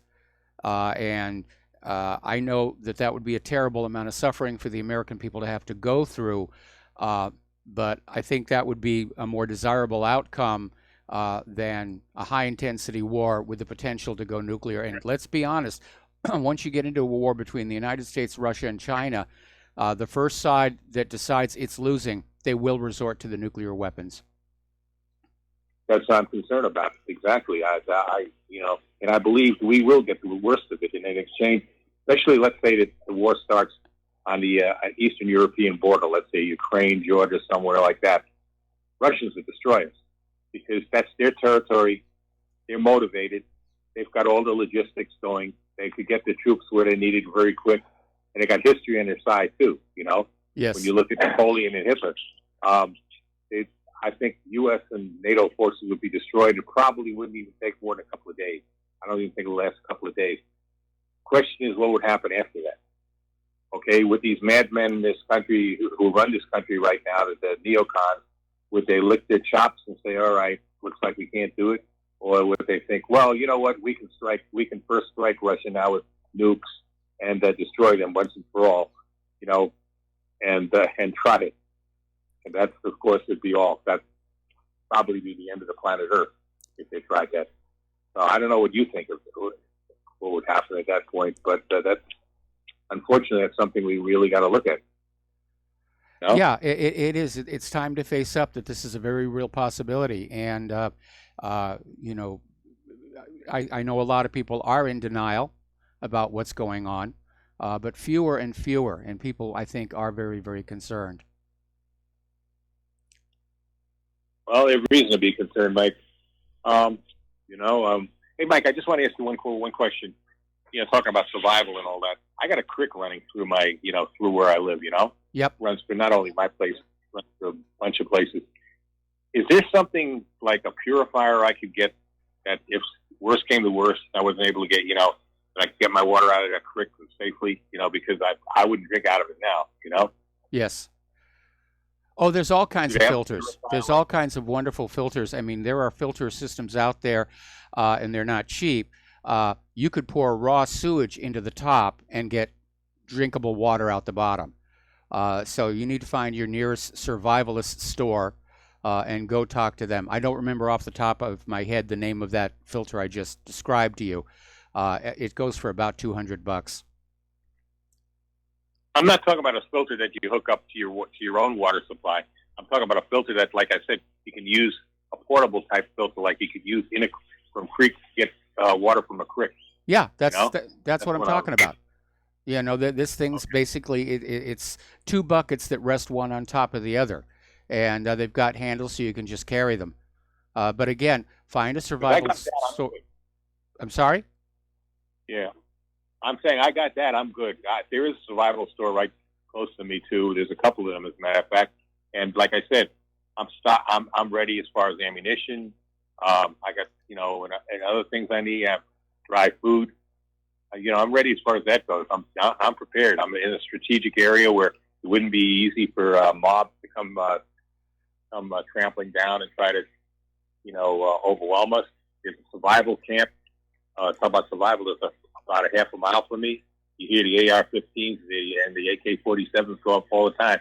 And people who move from, got a couple of neighbors that moved here from the east, from the northeast, and they say, they're scared by it. I said, no, that's the sound of liberty and freedom when you hear that. Yep. That's a very New England attitude. Yeah. So you're part of New England, not Massachusetts, So I know in New Hampshire, even Vermont, surprisingly, they're as liberal as they are. They're also very independent-minded. Oh yes, absolutely. They got some of the best gun laws. Absolutely. Because there is no gun law there. Okay. Well, all right, Mike. Yeah, Mark, I'm going to let you go. We've got callers waiting on the line. I want to do a shout out to our honor affiliates who are rejoining the network, and let's switch over to Don from the Philippines. Don, aloha. Welcome to the show. What's on your mind? Hello, Mike. Yes, I think the previous caller said something to the effect that Pence was a bad choice when he picked Pence. I think he said that. But you got to remember that Trump beat all the Republican challengers. He beat them all in the primaries. There's no doubt about it. He was the winner of going into the convention. But still, there was a big effort underway that they were trying to not let him have the nomination, even though he'd won. So he had to make some kind of a deal, and that's how he got Pence. He made some kind of a deal with the rhinos there. Yes. With McConnell, whoever he talked to there. He had to choose Pence. He had to choose Reince Priebus, who was a big bad news guy, and that's the reason he got a lot of his bad appointments originally. Yes. So he had no choice on that, and he has had to compromise. I mean, otherwise he could have picked Michael Rivero as Vice President Alex Jones as Secretary of Defense or whatever. Oh no, I wanted head of NASA. That wouldn't have made it. I wanted head of NASA. Well, I guess you could have held out for head of NASA then. Yes. But the thing is, Trump is in a possible situation. That's why I really don't think he's going to run again anymore. He just can't win. He can't win. He tried to. I think the reason he appointed all these West Point graduates or all these military bigwigs like Flynn. Originally, he had Flynn, Mattis, Kelly, and he had McMaster.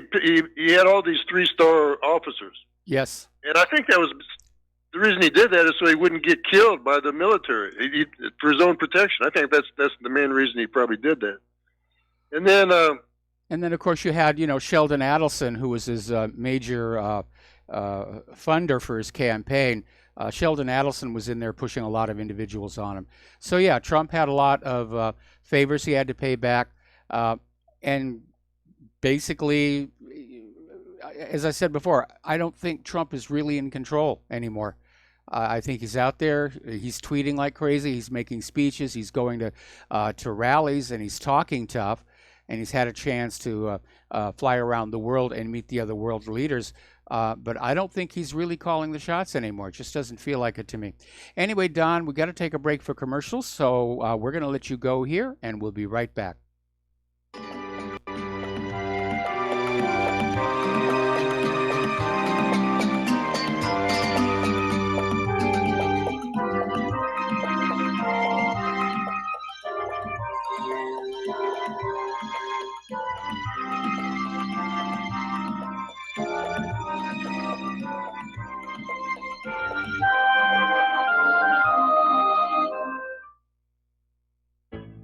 Many people write us about their experience with Extendivite.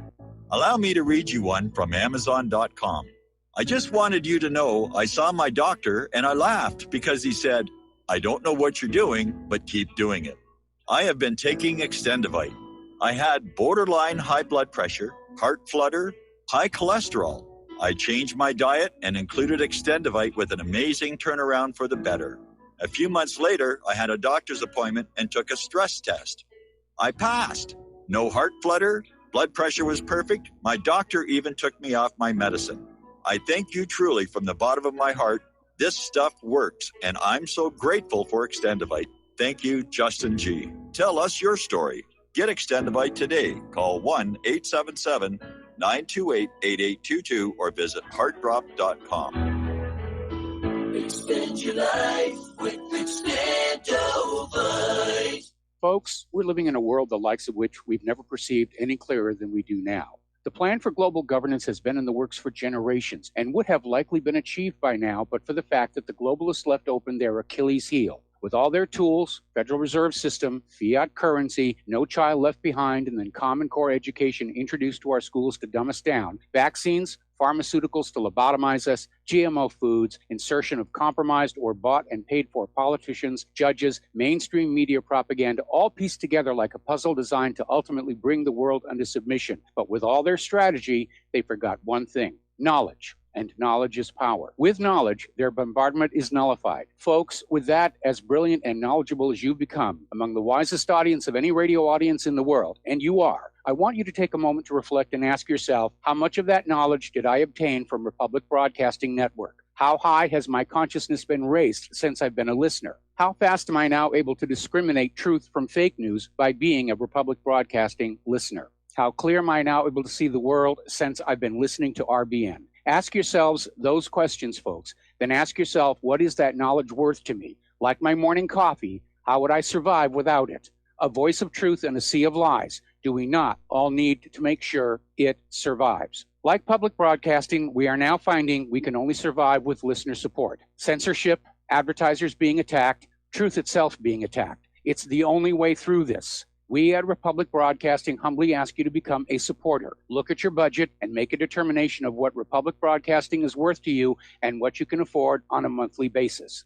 Go to republicbroadcasting.org and pledge 20, 30, 40, 50, if possible, 100 a month or more if it's affordable. Click the donate button and become a regular monthly donor. Assure both us and yourself that Republic Broadcasting truth will continue to flow like that morning coffee. The network thanks you. On the 5th day of global warming, Al Gore gave to me 5 dropping best.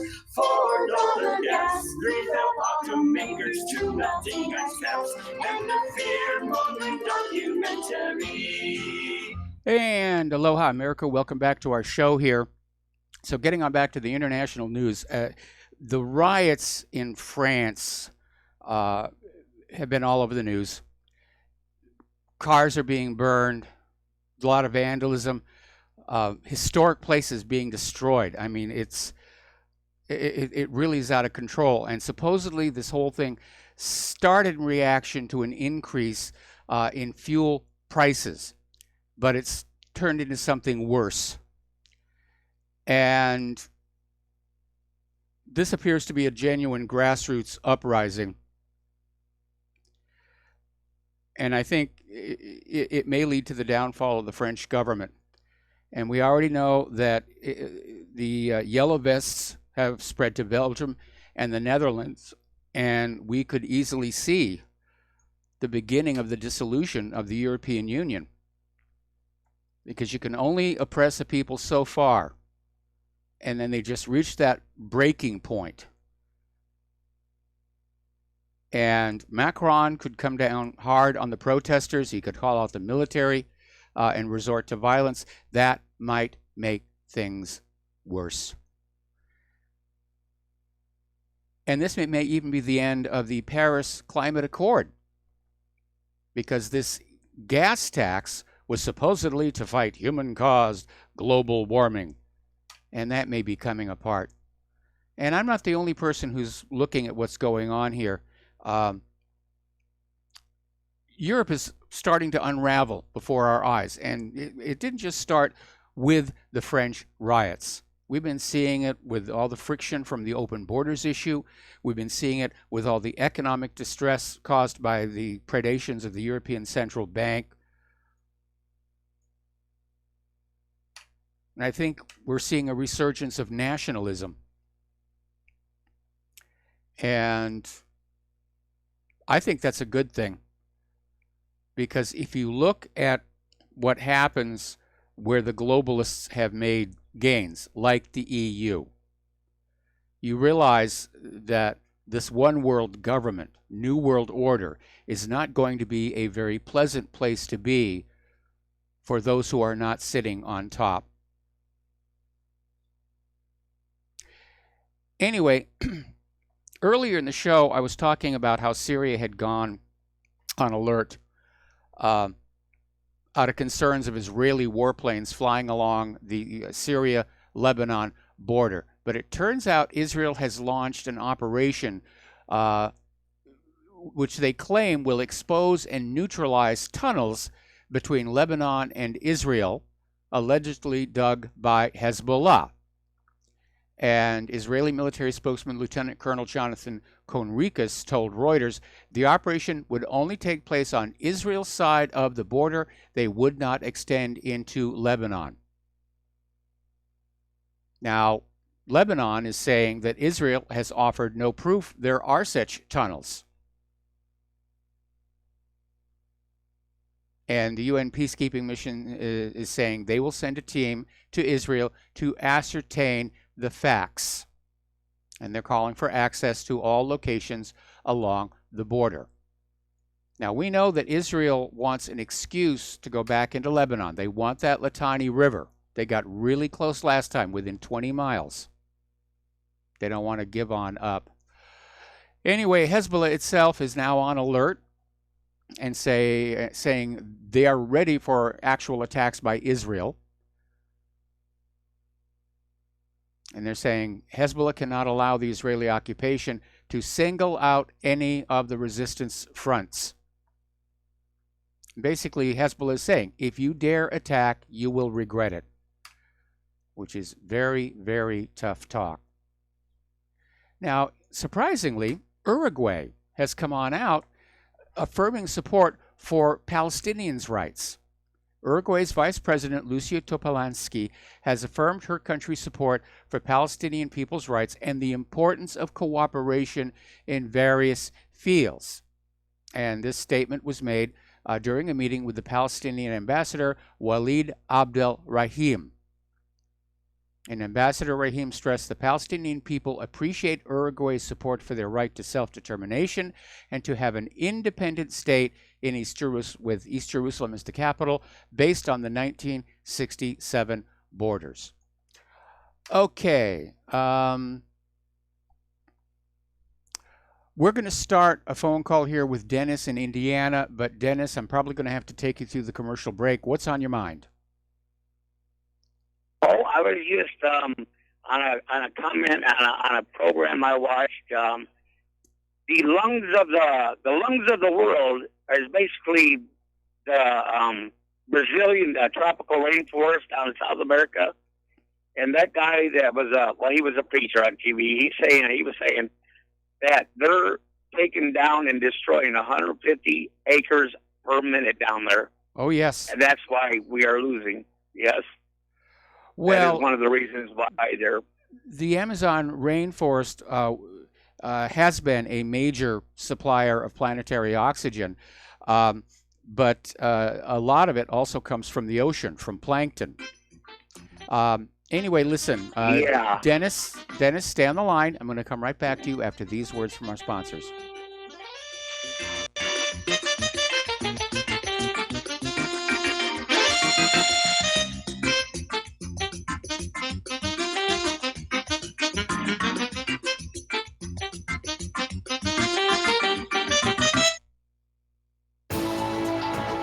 You are tuned in to the Republic Broadcasting Network.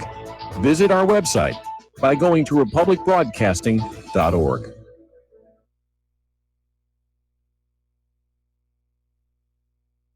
Homeowners, are you in foreclosure, expecting to be served with a foreclosure lawsuit, or suspect your lender has coerced you into an illegal mortgage transaction? A huge number of mortgages made in the last 10 years have legal issues and are possibly defective. State laws and the U.S. Supreme Court have upheld that defective mortgage documents are grounds for foreclosure defense and for counterclaims in favor of the homeowner. If your mortgage has been sold or assigned since closing the loan, it may be defective and you may be paying the wrong party, and the lender may not have standing or the right to foreclose or collect payments under the law. If you would like to know if your mortgage is legal or not, or know if you are paying the right party, we can help. Our initial consultations are free of charge. We are not attorneys. We are legal researchers and work closely with experienced lawyers who know how to help you find the evidence to help you keep your home. Call toll-free 1-855-2-KEEP-IT. That's 1-855-2-KEEP-IT today. Do you worry a lot? If you're forgetful, nervous, moody, or overwhelmed, chances are you're not protecting yourself from the ravaging effects of stress and anxiety. No matter the cause, ongoing stress and elevated levels of the stress hormone cortisol can rob your memory, your health, your quality of life, and your future. Now you can combat the effects of stress and anxiety while improving your memory and recall at the same time with the dietary supplement Calm and Clever. Studies show that the ingredients in Calm and Clever reduce cortisol by as much as 30% in as little as 1 to 2 weeks and increase your ability to recall facts, names, and numbers in 4 to 12 weeks. Calm and Clever was created by scientist Kurt Hendricks, a principal investigator in 2 NIH-funded studies on Alzheimer's disease. Try Calm and Clever for 2 months. You'll feel the difference. Call 1-800-758-8746 or go to calmandclever.com. Without the right accessories, any guy can be off the mark. Whether you've invested thousands in your arsenal or you own a single trusted firearm, a visit to AROutfitting.com is in order. It's one of the finest online selections of tactical optics and AR parts and add-ons, like EOTech, quick target acquisition with no peripheral loss. Browse the full range of Nikon scopes and binoculars. AROutfitting.com can illuminate your world with Streamlight gun-mounted lights from keychain to large handhelds up to 1,100 lumens. Find some stability with Battenfield tactical bipods. AirOutfitting.com has CMMG gun parts, barrels, assemblies, handguards, part kits, and more, plus mag-full clips and magazines. I know I've got you excited, so take a breath. Head to AirOutfitting.com. The site's super easy to navigate and features a ton of technical info, including links to manuals. We also welcome vendor and manufacturer inquiries. Remember, if you don't see it, we can get it at AirOutfitting.com. What this country is coming to, I sure would like to know. If they don't do something by and by, the rich will live and the poor will die. Doggone, I mean the panic is on.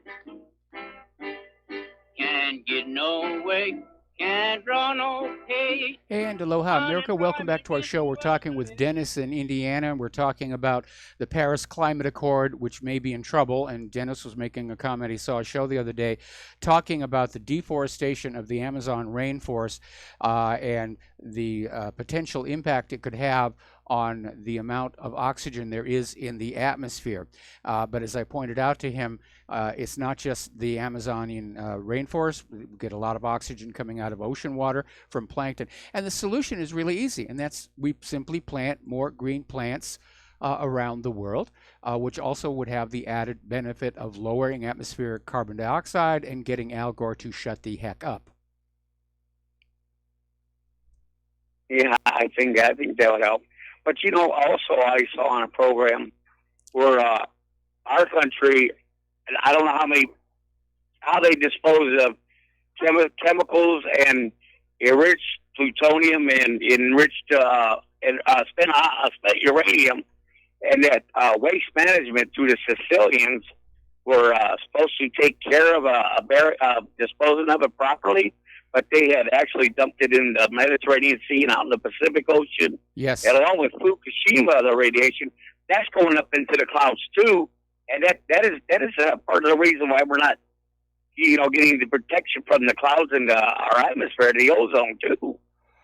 Well, I think you're conflating a couple of different operational theories there. But yeah, disposal of nuclear waste has always been a problem. It's one of the reasons why people are saying we should look at thorium cycle reactors, which have much less waste to deal with. But our government likes uranium fission reactors because they get bomb stuff out of them. Anyway, Dennis, we're going to let you go here. I'm going to get back to the news. Thank you very much for the phone call. Okay. So appreciate it and have a great day. All right, same to you. All right, so we're talking about international news. We're talking about Israel. We're talking about Palestine. And there are still repercussions floating around over CNN's firing of Mark Lamont Hill. Now, he's this Temple University professor of media studies and urban education, used to be a regular political commentator on CNN. And he was fired for what he said in a speech at the International Day of Solidarity with the Palestinian people. He didn't say this on the air. He said it at a speech, basically at a conference for the Palestinian people. And the Israelis just jumped all over him, and they demanded CNN fire him, which CNN did. Now they're trying to get him fired from Temple University. And even worse, apparently the media has, shall we say, distorted things he said in the speech, claiming that he was anti-Semitic, that he was in favor of killing Jewish people. Just a classic media smear job. Okay, we're going to take another phone call. This is from Joe in Tennessee. Aloha, Joe. Welcome to the show. What's on your mind? Hey, Michael, it's funny they'll let liberals say whatever they want, but when the minute they start talking about Israel and stuff, they get the boot. But it's not just liberals. If liberals criticize Israel, they're gone. Yeah, no, they are gone, and it just kind of shows, like, what's that quote? To know who rules over you, see who you can't criticize, right? Absolutely. With Voltaire. But well, it's I was watching misattributed. the Bush. It's misattributed. Voltaire didn't say it, and off the top of my head, I don't remember who did. But it's a good quote, regardless of who said it. Well, I read it on the internet, on Facebook. It's got to be true. Well, you got to be a little careful about what you read on the internet, Yeah, no, I know, but it is a good quote. I'm a sucker for these kind of ceremonies, and I watched the Bush ceremony today, and I mean, I'm a 9/11 truther. I think that he had part of killing Kennedy, but I am a sucker for this kind of stuff, just the pomp and ceremony. And the vibe I really got from it was what an end of an era this is. Yes. Seeing Bob Dole at the end. Really, it's the end of the World War II generation. It's the end of the Christian West. To me, the patriarchy, as the left and the feminists like to call it. I mean, watch it. If you watch like the ceremonies and stuff, it's all white people. They brought up Jesus' name. It was just odd that I know what Bush is. He's probably the highest level Illuminati in the country. The Obamas were there, so I would hesitate to say that it was all white. Yeah, no, well, what we don't know about him. He's half white anyway, but Michelle, I don't know. I don't even know if she's a female, to tell you the truth. Oh, come on. That's one of those things that you read on the internet that you need to be really skeptical about. Yeah, there's just some fishy stuff, like with Joan Rivers. I mean, I look, I don't know if it's true, but I like looking into everything, and I give it like percentages. So Okay, to me, well, it's like 25% Joe, chance. Joe, So we have a rule here at the What Really Happened radio show. Okay, the families are off limits. You know, we criticize Obama's policies or Okay. Trump's policies or anything. You know, we don't take shots at the spouses or the children, unless, of course, the spouses actually do something that warrants some attention. But other than that, it's Okay, off that's limits. like the mafia. I can Yeah. go with that. Well, That's like gangsters. Thank you, I think. The other thing is interesting. The other thing that was interesting was watching the Clintons, and Hillary never looked at Trump at all, pretended like he didn't exist.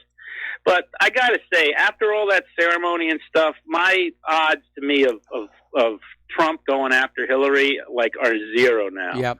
There's no way he can do it. The country just wouldn't tolerate the whole lock her up stuff.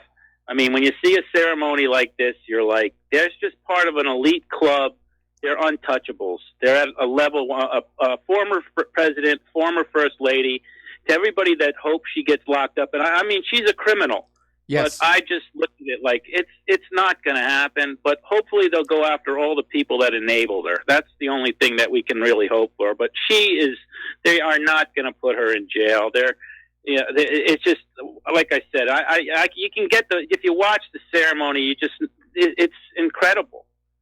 You know, and that I got to say, the country, it really just struck me as, oh my God, it's like maybe it's just that I'm old too, but our way of life is over now. You know, it's going to be a complete different country. Just watch the It funeral already and you'll is. see what It I mean. already is. This is not the country that I grew up in, spent my childhood in. And I didn't watch the funeral because, to be blunt, I've been to too many funerals this year already, live and in person. And so I'm not really interested in seeing another one, even in the spirit of Hemingway's Revenge. But as far as the Clintons, or for that matter, any other corrupt politician, of which there are many, no, the government's not going to police itself, but we hope that private organizations like Freedom Watch and Judicial Watch are basically going to force the issue into the public eye. But supposedly this report on the investigation into the Clinton Foundation has been rescheduled for the 13th of this month. And I think what that report will really tell us is just how all-encompassing the deep state is.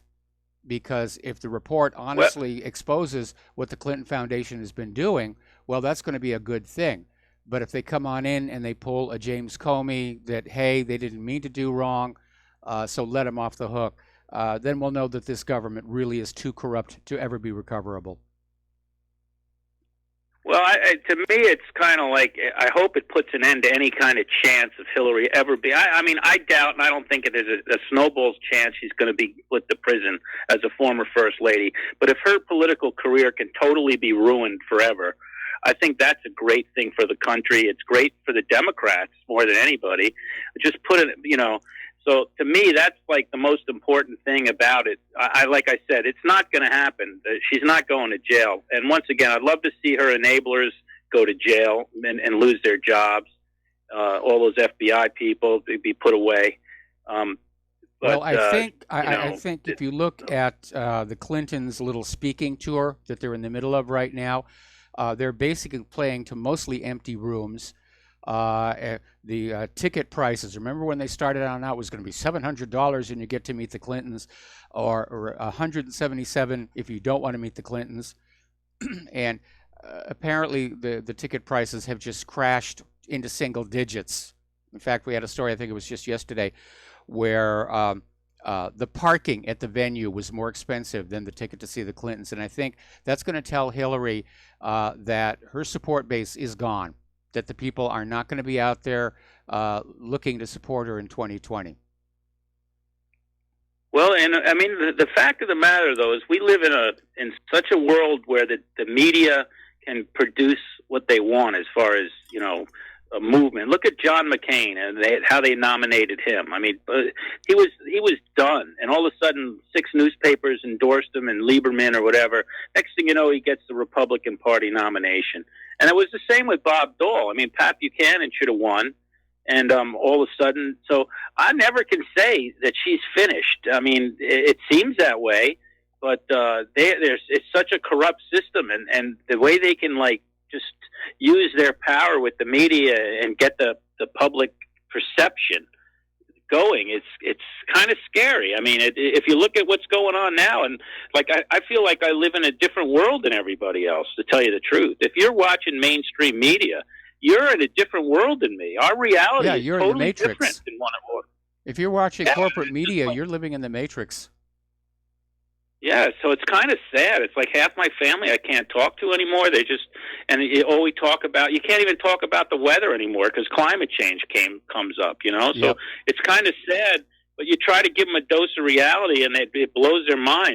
They get all angry. So it's kind of like, it's a sad situation. And in that regard, with Hillary, you never know. I mean, the system is so weird that I would hear, like I heard Kellyanne. Let me ask you a question. Have you heard, probably you have, cases of abused spouses or children who, even though they're being abused, will defend the abusing parent or the abusing partner? And it's a well-known psychological, it's a well-known psychological. That's a lot of what's going on here. I think Americans do understand they're in the grip of an abusing government, but they don't want to say anything about it out of fear the abuse might get worse.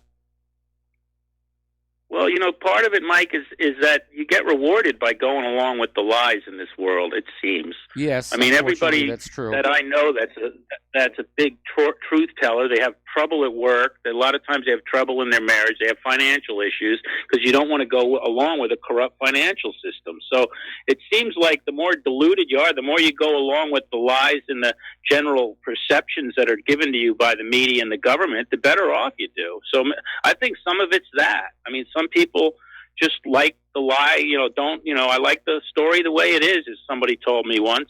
Yep. And they're living in their bubble, but they're doing better than me. Yeah, it's called get along by going along. Yeah. Anyway, the system takes care of its own, that's for sure. But anyway, it's nice talking to you again. I haven't talked to you in a while. I like your show a lot. Thank you Keep very up much. the good work. I will just as long as I can, and we're going to let you go here. Thank you for the phone call. Okay, we're still talking about Israel. And as you know, there is this temporary stopgap funding bill that is going to get pushed through Congress because the final budget, like everything else in Washington, D.C., has been delayed by the events surrounding the death of former President Bush. And as is usual, there's skullduggery afoot because apparently members of the Congress are trying to slip a rider onto this emergency spending bill that will basically say it's illegal to boycott Israel. It's an anti-BDS movement. They're calling it the Israel Anti-Boycott Act. And they've tried it before, and it's been shelved because of concerns about the very obvious limit of free speech. And civil liberties groups argued the original version would have allowed criminal penalties for Americans who participate in a political boycott of Israel. Now, oddly enough, a lot of people don't know this. There is already a law saying that American businesses cannot boycott Israel, but that didn't apply to individuals. This is the one they're trying to run through right now. This is going to go all the way to the Supreme Court because, yes, it's obviously a violation of the First Amendment. And it's shameful to see these senators willing to basically abandon one of the founding principles of our nation to placate their Israeli masters. Now, Peter King, a member of Congress for New York, is trying to arm twist Ireland regarding Ireland's plan to ban imports from Israel's illegal settlements. Gee, Peter, don't you have work to do a little closer to home? And King has tried to convince Fianna Fáil, one of Ireland's largest political parties, to withdraw its support for the proposed ban. So, once again, who does Congress work for? Sure as heck isn't the American people. Now, John Bolton is saying that the North Korean failure to meet their commitments requires a second Trump-Kim summit. That maybe they'll go through the process again, and it will look really good, and North Korea will be motivated to basically do as they're told. Where this is all falling down is that the United States has adopted an approach to foreign policy negotiations similar to that used by Israel. You give us everything we want first, and then we'll decide what nice things we're going to do for you. And that doesn't really work very well, especially with the Asian mindset. Now, the fact of the matter is Kim Jong-un did meet some of his commitments. He shut down the nuclear test site. He tore down that missile test stand. He returned the remains of those U.S. soldiers who were killed at the start of the Korean War. And now he's waiting for the United States to do something, like lower some of the sanctions or maybe call off all of those continuous drills off the coast. The United States hasn't done any of those. And Bolton is out there basically saying that North Korea has to do everything the United States demands first before the sanctions will be lifted. All right, we got to take another break for commercials, and we'll be right back.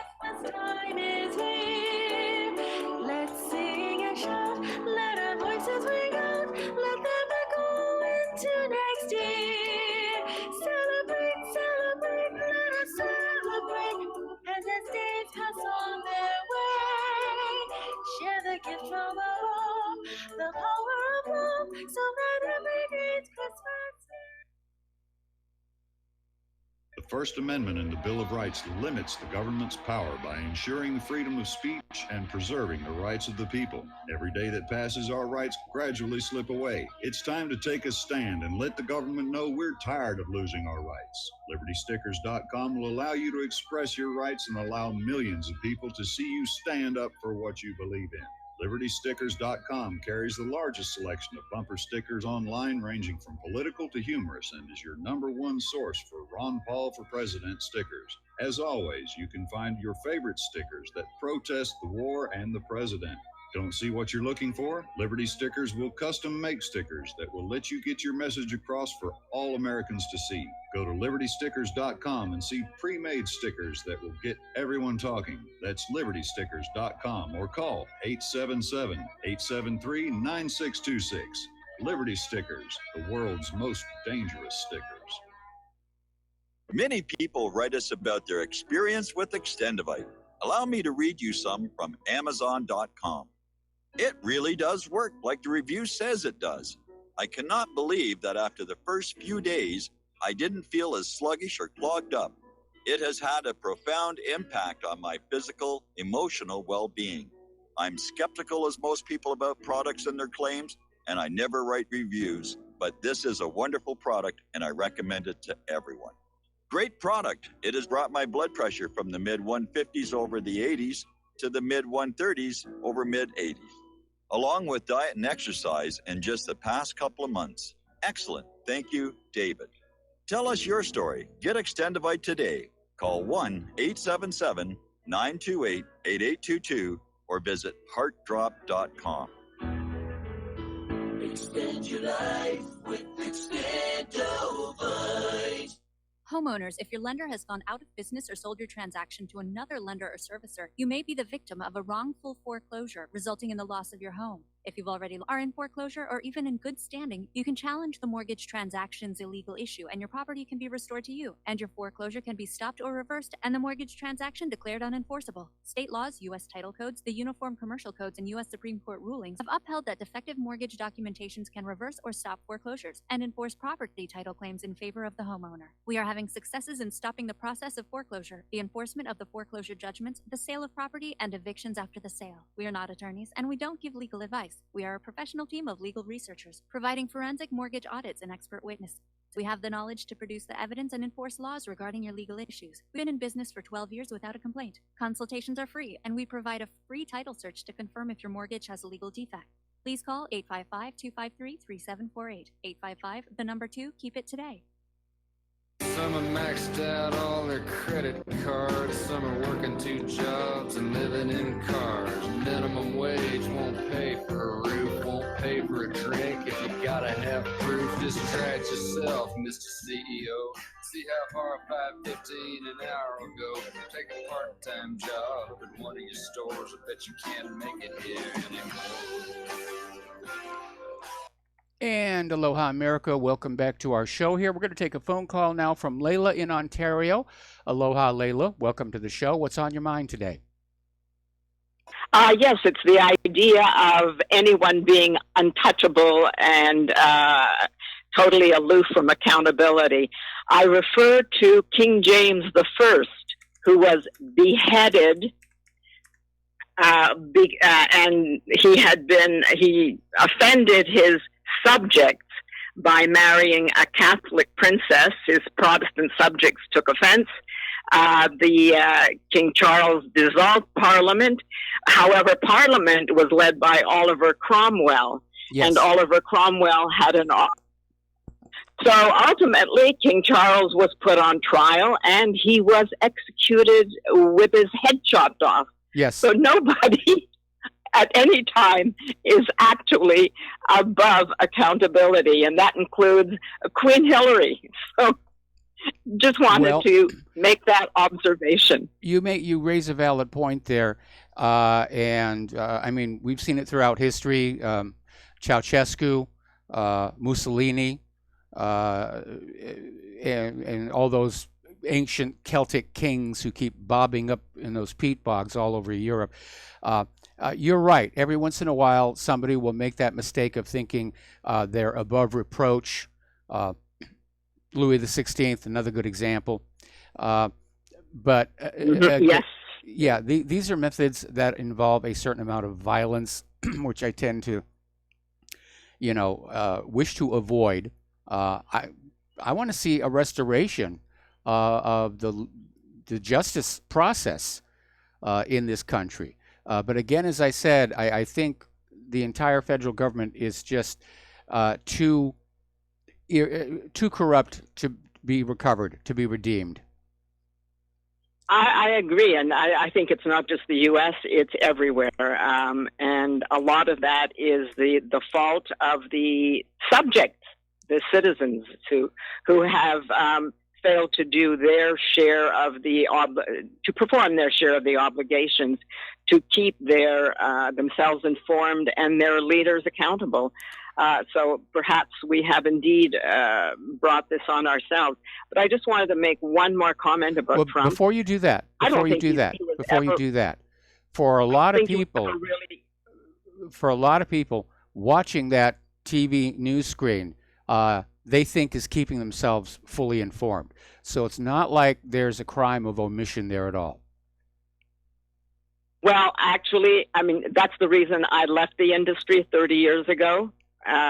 Just as I was about to make a lot of money, because I realized that I didn't want to participate in a fraud. So people long before that were already failing to do their duties and be informed of keeping their countries actually free and honorable. But in terms of Trump, I don't think he was ever really in charge. I think he was just hungry to be president, made whatever deals were necessary, and has lied to everybody that supported him. Okay, that's Layla? my observation now. All right, Layla, we got to take a break for station identification. Stay on the line. I'm going to come right back to you after these words from our sponsors.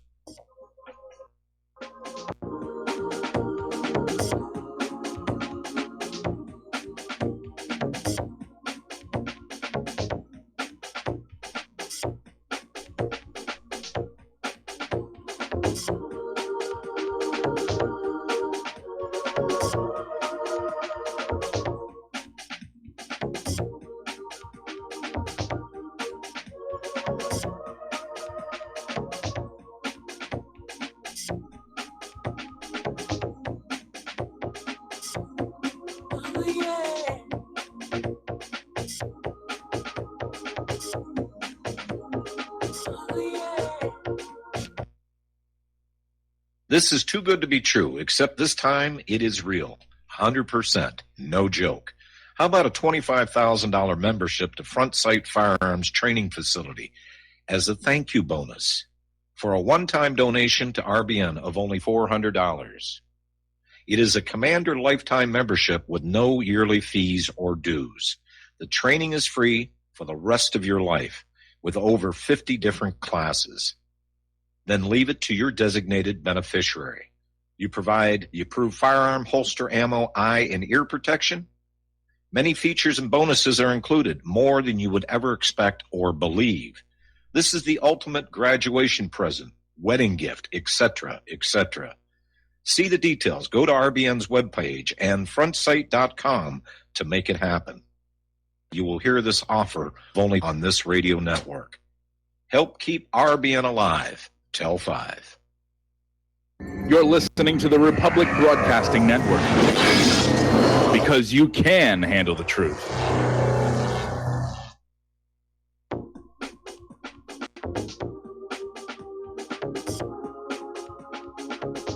What really happened with your host, Mike Rivero.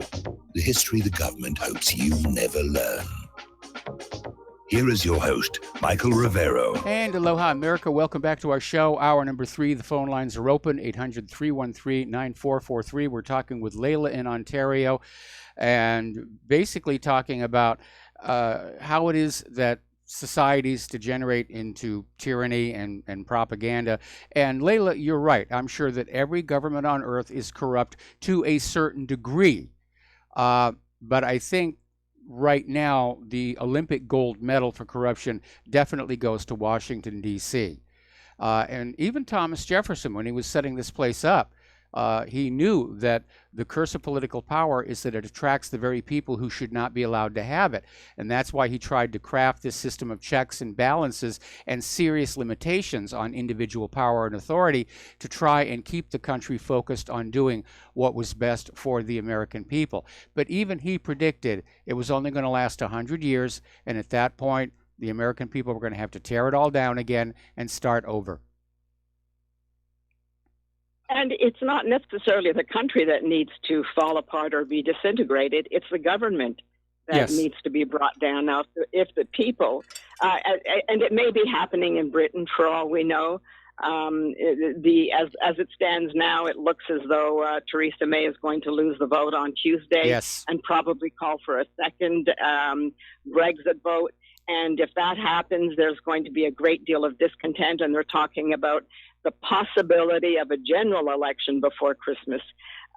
Things are not looking good there, but the same thing possibly in a different kind of way, of course, because of the different systems, but maybe happening in the U.S.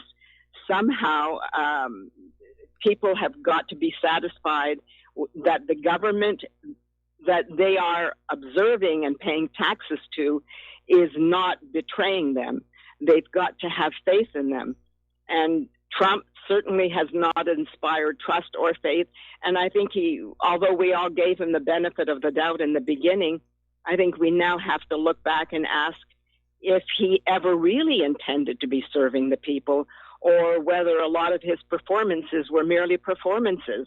Yes. And that his reality TV show was merely practice for when he would become president, because it was decades before. I remember seeing an interview with a woman, and some woman, I can't remember, Rona something or other, asking him in the early 80s, if he wanted to be president. Well, yes, of course he did, although he didn't acknowledge it.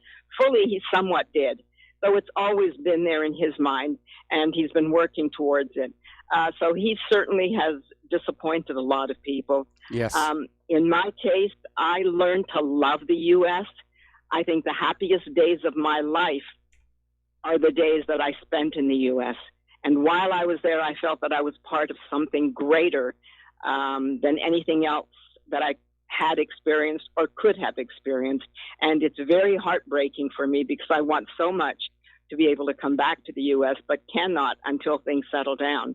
Now, if you don't mind, I'd like to make one more observation about journalism. Okay. We talk as though journalism has only failed us lately. at the national level, the networks always were treacherous to the people below. In the U.S., not in Canada, but in the U.S., local TV news or local news in any medium was always very accountable to the people because they actually depended upon viewership and ratings in order to be able to meet their payroll and make their profits. True. Having a TV station used to be called a license to print money because of the TV news revenue. Since the decline of local TV news, we have had this drastic event where we're now controlled by the talking heads of the major networks. But that is really not anything new.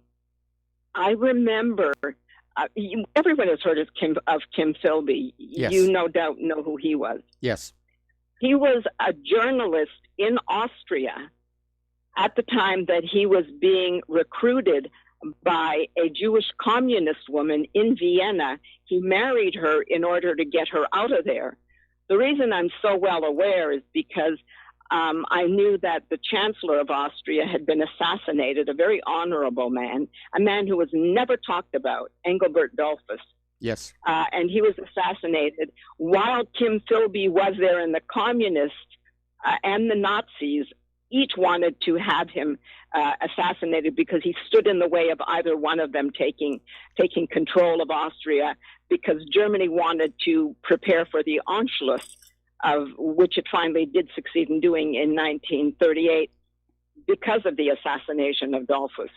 But ever since then, I mean, Kim Philby ended up being the head of British intelligence. Yes. He worked in Cairo.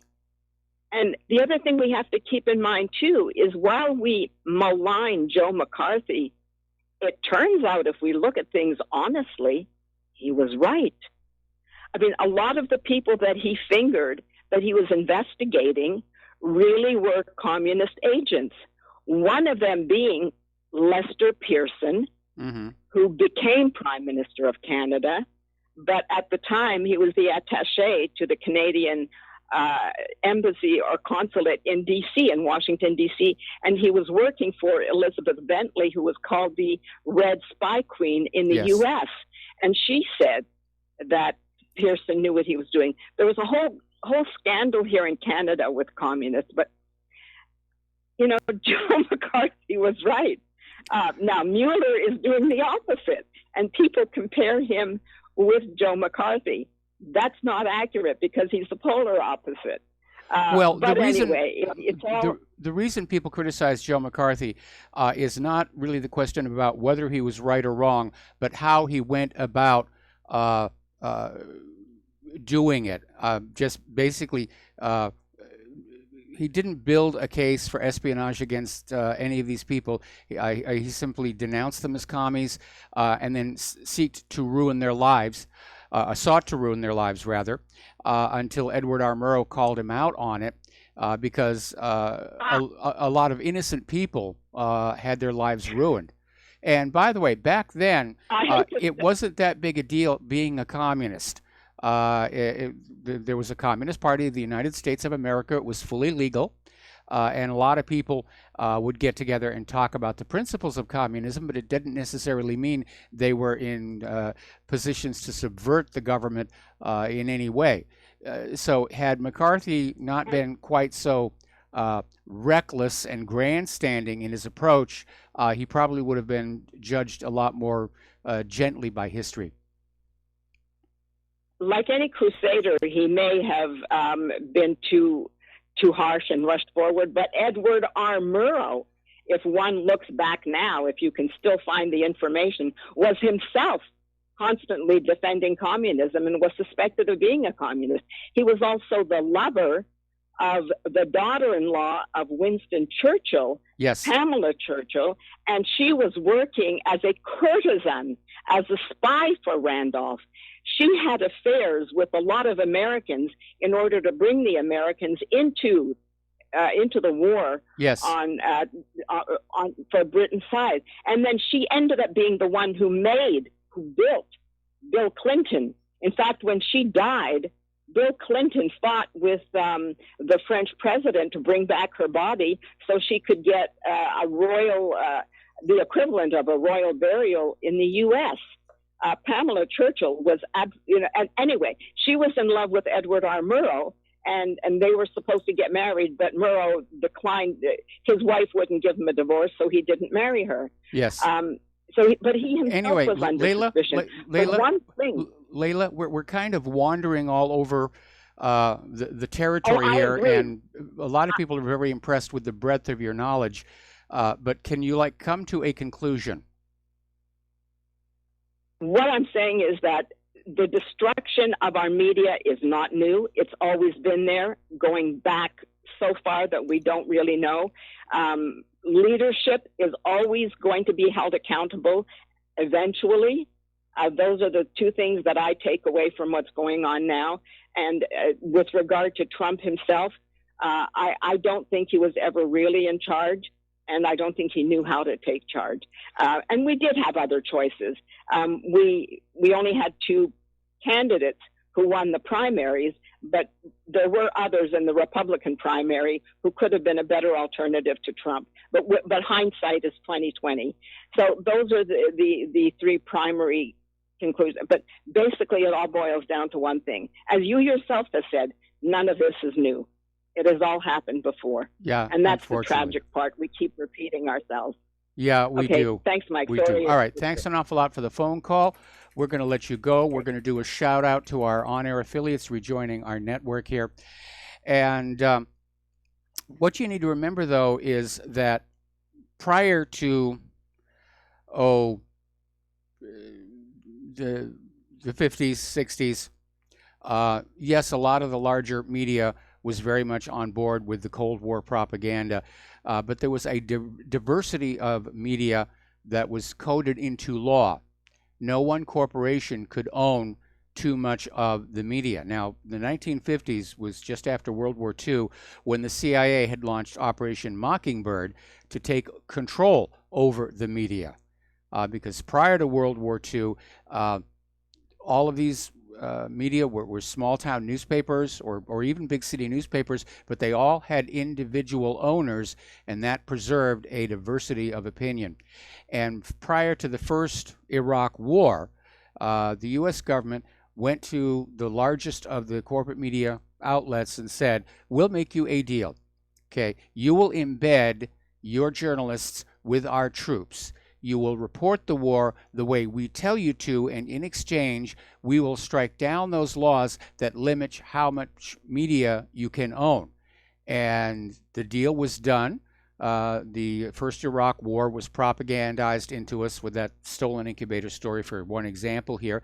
And shortly after that, we began to see this period of intense media consolidation, which has led us to the situation we're in today, where pretty much everything that you see, read, or hear goes through just a handful of corporate boards, most of which also have interests in, for example, defense contractors, which is why people are turning to the independent media. Okay, getting on back to domestic politics here. Senate Judiciary Committee Chairman Chuck Grassley is accusing the Fusion GPS founder of giving extremely misleading testimony.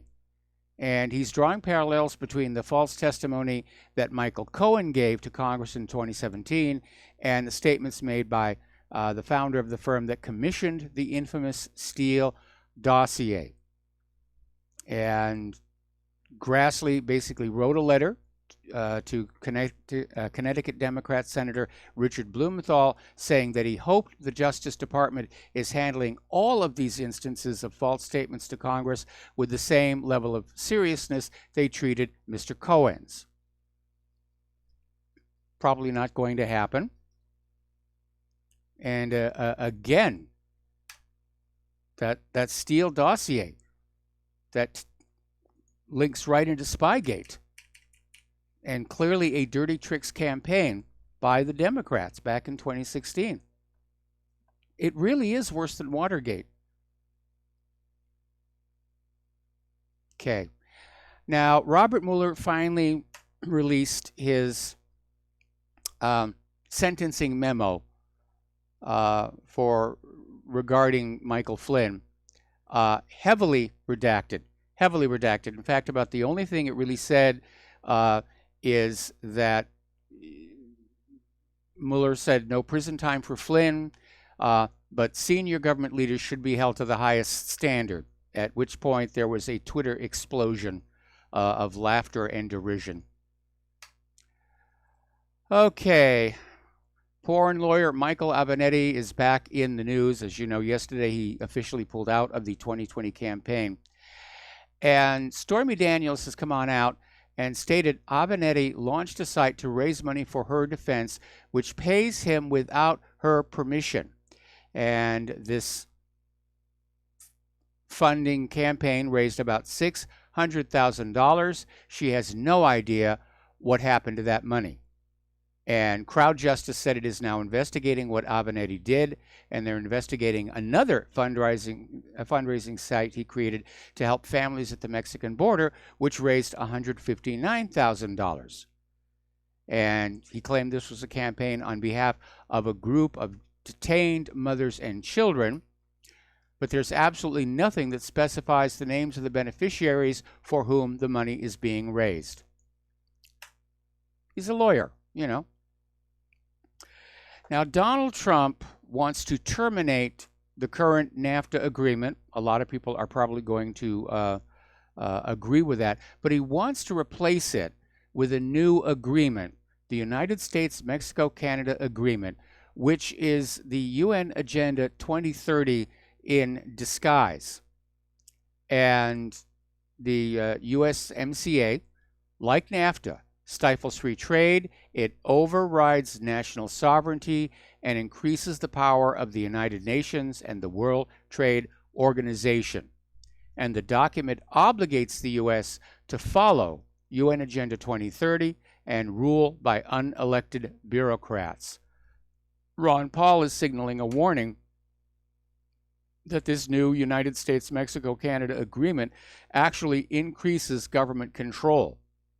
And it entangles all three countries in environmental standards and monetary policy. And even worse, there is a provision in this agreement that grants legal immunity for these tech giants. Basically, it allows them to engage in censorship. And you can't do anything about it. Alrighty, Alexandria Ocasio-Cortez basically tweeted out that the Pentagon lost $21 trillion and that would be enough to fund most of her Medicare for All scheme. Well, there's a couple of problems. It is true that there seems to be $21 trillion missing, but that's from the entire government. We don't actually know what's coming out from the how much the Pentagon has lost, because according to the accountants, the records are a complete mess. But Alexandria is still pushing this Medicare for All, which is this socialized medicine single-payer system. In other words, you basically get the same health care that you would get at the Veterans Administration. Now, Alexandria is refusing to retract that claim of the Pentagon losing $21 trillion. And right now, she's in a bit of a jam because she campaigned on just giving away a lot of free stuff. And she's been put on the spot several times by the media saying, how are you going to pay for it? And her reply continues to be, we'll just pay for it. We'll just pay for it. I guess she thinks she's just going to go over to the money tree and give it a good shake. It's amazing. As you know, there was a very rough day on the stock markets yesterday. And one of the reasons that Trump may have decided to declare today a federal holiday was to close down the markets and give everybody a chance to relax and get back from the edge of panic. Whether that will work or not, we don't know. But according to this article in Zero Hedge, 2018 is starting to look historic And this is the worst market since Nixon's administration. So I'm sure that even though Wall Street is officially closed, a lot of analysts are sitting there trying to figure out what the heck is going on. Now, getting back to Ocasio-Cortez and her comment, $21 trillion. That is the official U.S. national debt. Actually, it's a little more than that. It's going up. Basically, it goes up $3 billion per day. Now, you think about that. We got to take a break for commercials, and we'll be right back.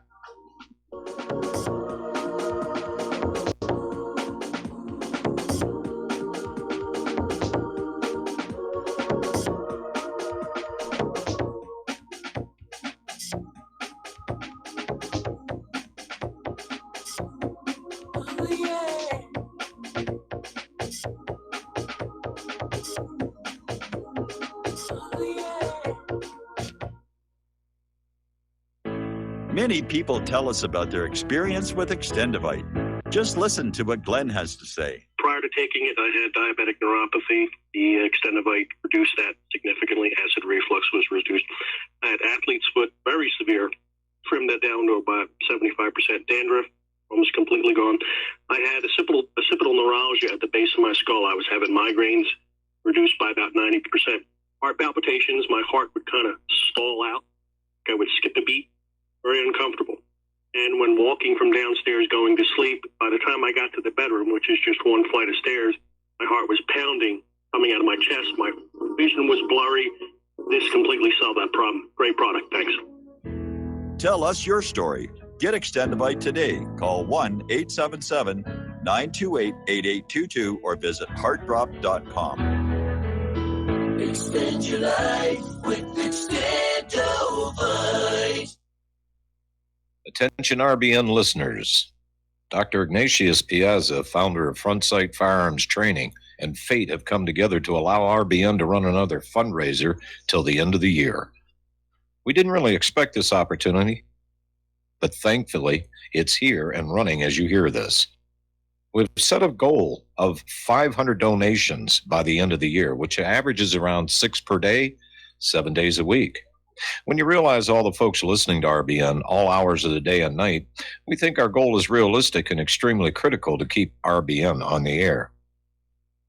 If everybody listening will seriously assess their ability with firearms and then take advantage of this opportunity, we feel our goal is very conservative. Please take the time to look over Front Sight's website to get an idea of an amazing facility and the world-class training that's going on there. If this interests you, you likely will have like-minded friends that would like to know. Tell them.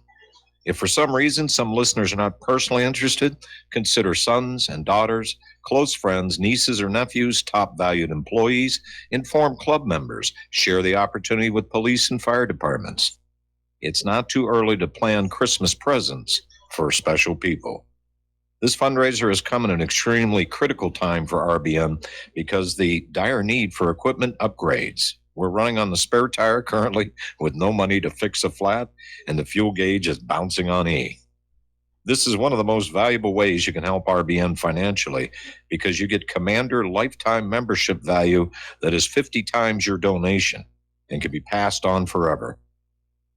How many times during life do you get to leave a legacy? See more details and contact info on our webpage, republicbroadcasting.org, and thank you. We will not go down in the night without a fight. You can burn up our mosques and our homes and our schools, but our spirit will never die. We will not go down in Gaza tonight. And aloha, America. Welcome back to the show. We're talking about the economy, and before the commercial break, teased into this story about how the current U.S. national debt is $21 trillion. and it's increasing over 3 billion with a B every single day.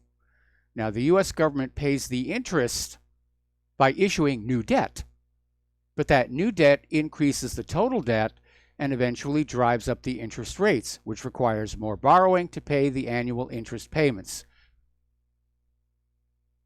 Within another couple of years, the U.S. government will be spending more to pay the interest on the national debt than it spends on the military, and there'll be precious little left over to actually take care of the country. Now, we can see where this is going. When the debt load becomes too heavy, it's all going to come crashing down. It's a mathematical inevitability. So, now, I'm going to take a short break here and get back to the French riots, because apparently Macron is using what are called GLI-4 TNT grenades against the protesters. And this is a tear gas bomb that also contains an explosive charge of 25 grams of TNT. Now, France is the only European country to use these kinds of munitions. It can cause severe injury or even kill. It looks like the beginning of an all-out revolution, because this is not going to calm people down. This is absolutely not going to calm people down. Alrighty, getting on back to the economic news. Putin has initiated a trilateral summit with India and China. Apparently, they all got together on the sidelines of the G20, Buenos Aires, and they put together what's called the RIC format, which is Russia, India, and China. And they're looking at boosting commerce between them, and they're looking at using their own indigenous currencies.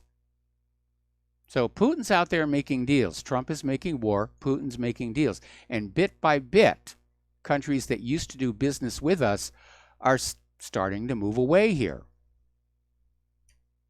Now, Russia is already nudging the government of India that they should take their entire country away from the US dollar. So that's what this is really, really all about. Whose currency we're all enslaved to for the next 100 years.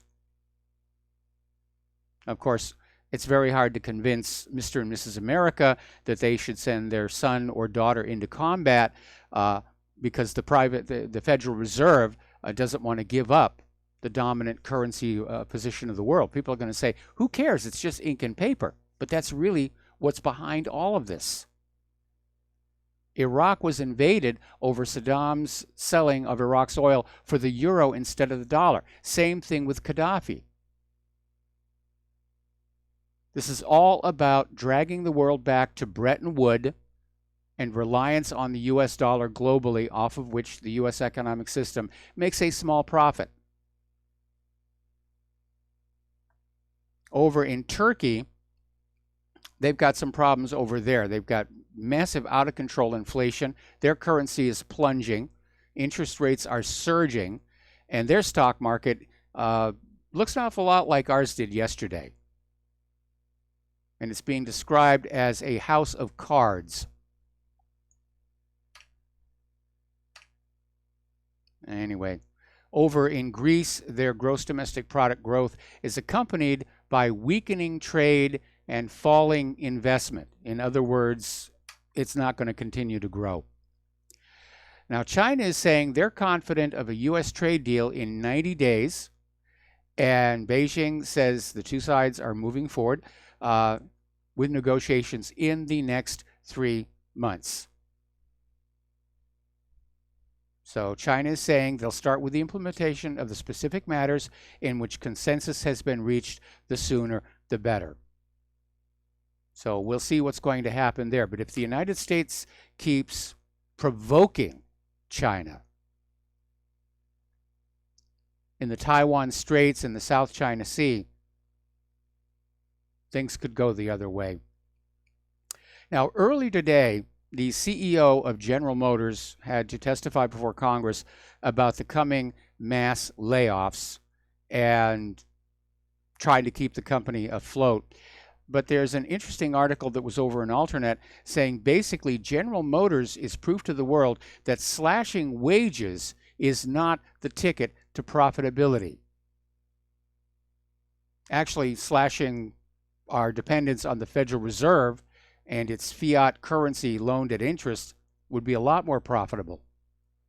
In fact, if we were still on the economic system that this country was started with, there would be no $21 trillion unpayable national debt. All right, we're going to take another break for commercials, and we'll be right back.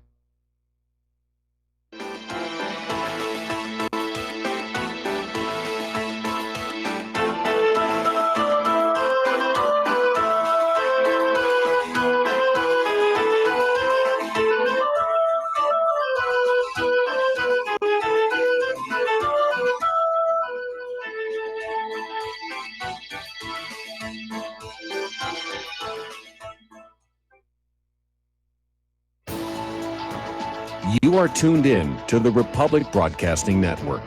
Visit our website by going to republicbroadcasting.org.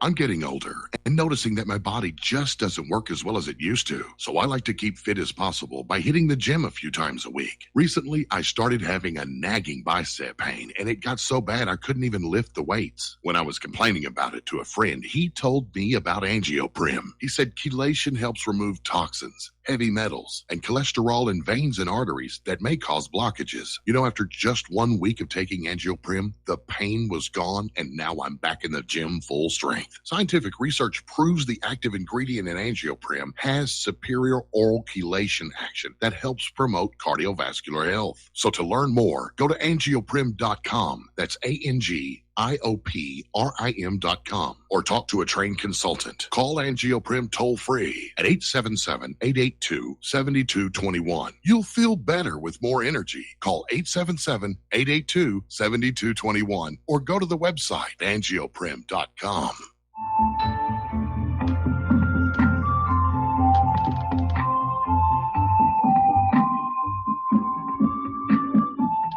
Do you know there is an ongoing war right here in America? Are you aware that U.S. citizens have been classified as enemies of the state since 1933? Have you recognized that our entire government is really a vast network of interlocking corporations engaged in commerce? Look up Title 28, Section 3002. Tune in to In Defense of Humanity on Saturday nights at 7 p.m. Central Time. Find out what's really going on and learn how to protect yourself and your family as flesh and blood men and women living in a corporate reality.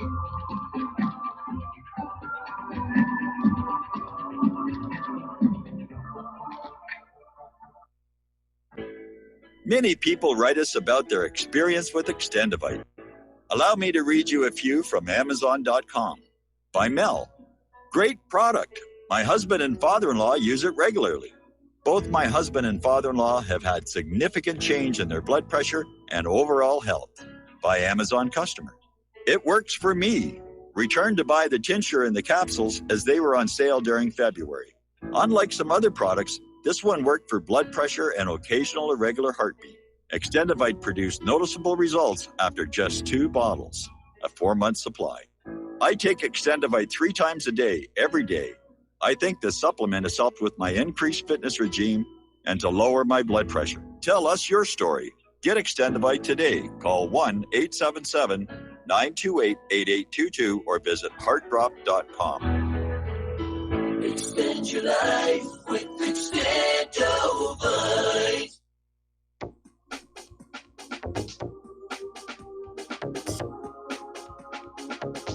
What really happened with your host, Mike Rivero. Visit us online at whatreallyhappened.com. Here is your host, Michael Rivero. And aloha, America. Welcome back to the show here. And let's get on back here. We're talking about the economic news. Bloomberg is saying that gold is coiled, which I guess means they expect it could take off very rapidly. And given what happened on the stock market yesterday, that's certainly quite possible. I'm sure a lot of people right now are looking at the stock market and thinking maybe getting into metals is going to be a good idea. But we've seen in the past that gold will be forecast to rise and something happens and it gets shoved back down again. Because we know that the equities markets and the banks don't want you going into gold. They want your money in their savings accounts or in their stock market. Because if it's not there, they can't play their games. So, anyway, according to this article over at Investment Watch blog, silver is at its most affordable in years. Now, that seems counterintuitive to me, because in theory, as the stock market gets nervous, demand for all the metals goes up. Gold, silver, tantalum, platinum. So we'll see. Okay. All right, we already talked about Qatar with a caller there. I think it could be the beginning of the dissolution of OPEC. And Qatar is claiming its exit has no political overtones. They're not saying exactly what's going on here, but it basically ends 57 years of membership. And he noted that the country's impact on the cartel's production decisions will be small, and stressed that Doha would continue to abide by its global commitments like any other non-OPEC oil producer. But as I mentioned before, the other member nations of OPEC have become very disenchanted with Saudi Arabia. And they see Saudi Arabia's allowing of too much U.S. influence in the oil market and in the region as a whole. All of these nations took a hit during that poorly thought out attempt to wreck Russia's economy with an oil price war. And Russia's economy proved to be a lot more resilient than was estimated. And other countries took a hit. Saudi Arabia, one of the worst. They had to issue government bonds for the first time in like decades. Turning to our borders and immigration, Mattis has now okayed an extension of the military's border mission through the end of January. Now, yesterday, we had a report that the organizers of these migrant caravans seem to have given up and left. And so it may be starting to unwind at this point. But some of the migrants did get through the fence, and apparently over 400 of them are now under arrest. And apparently a lot of these people turned themselves in to the U.S. Border Patrol in El Paso, Texas. They're still hoping to get asylum, but who knows what's going to happen. And frankly, I think they should be sent home here. Democratic Representative Pramila Jayapal, who was born in India, is out there pushing for more work visas, saying CEOs must get millions of cheap visa workers. And right now, the number of visas is capped at 66,000, and she's saying the U.S. economy requires millions. I don't think any of these visas should be issued unless there's full employment for the American people, and we know there isn't. The corporate media will say, oh, unemployment is only 3 or 5% or some such number. That's just the number of people, the percentage of people who lost their jobs like in the last couple of weeks. Behind that is another group of long-term unemployed. It's a separate category, so they don't count it as part of the overall jobless rate. But there's almost 100 million people in that category. And if you go over to the Bureau of Labor Statistics and you look at the labor participation rate, you will see it is very, very low. And we have these Democrats bringing in migrants and visa workers and refugees just pouring them into the country to stress an already strained job market. When you add to that, on top of that, the offshoring of many jobs to other countries and the increasing use of automation, this is a bad time to be an American worker.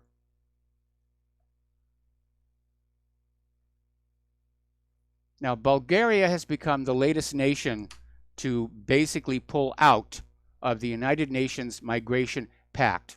And they stated that they're doing it to protect the country's interests. And they're saying we've got to protect our borders. And probably a lot of these countries are realizing this is an attempt by the United Nations to basically take away the borders, start erasing the borders, which is what they want for the New World Order and globalism.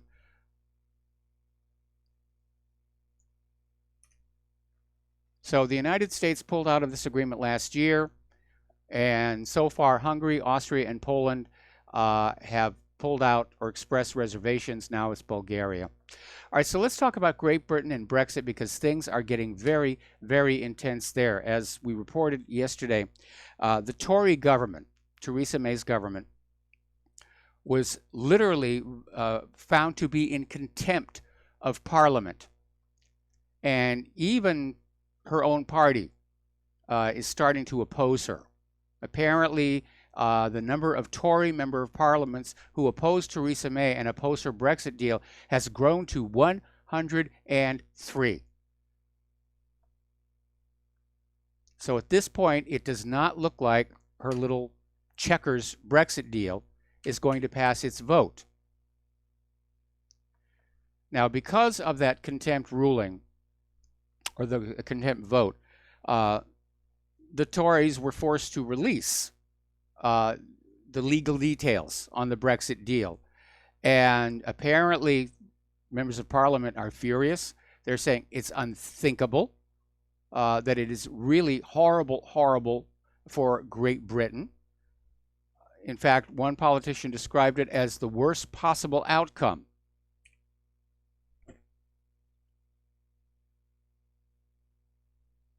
So it's really going to be ugly over there. Now, Mervyn King is out there saying that Theresa May's Brexit deal is an historic error of monumental incompetence. And when you have Tony Blair and Boris Johnson uniting in their condemnation of Theresa May's deal, you know something has gone really, really wrong. And the agreement is less a carefully crafted diplomatic compromise and more like a surrender flag. And that last caller was absolutely right. If Theresa May does not get her Checkers deal approved, and if she calls for a second Brexit vote and hires a lot more election riggers, we could see rioting in Great Britain the way that we're seeing it in France. This could be the beginning, literally, of a global revolution from all this efforts at creating a global government. And everybody is just, they're tired of it all. They're tired of the taxes. They're tired of the open borders. In fact, I got an email from somebody saying that the riots in France actually are mostly about the open borders. Or that's a big part of it. But the protesters can't say that because then they can be arrested for a hate crime. Because in France, you're not allowed to criticize the open border agenda or the migrants, the refugees. Now, Denmark is looking at building special prisons abroad where criminal foreigners will be sent. They're trying to send a signal that such people will not be allowed to remain in the country. And Lithuania is one of the East European nations Denmark is currently negotiating with in order to place criminal migrants sentenced to expulsion. And so, according to Denmark's new policy, criminal foreigners sentenced to expulsion should be imprisoned abroad.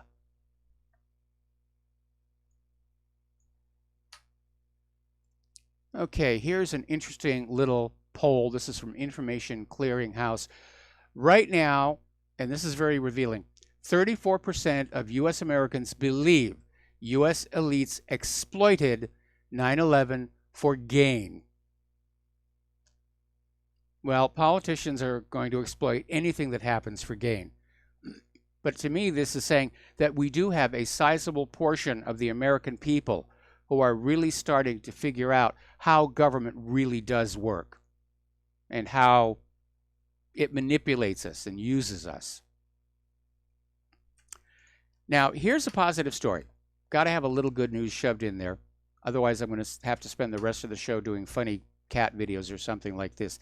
Over in California, there's this property developer, Karen Kramer, and she's owner of Blue Wave Solutions.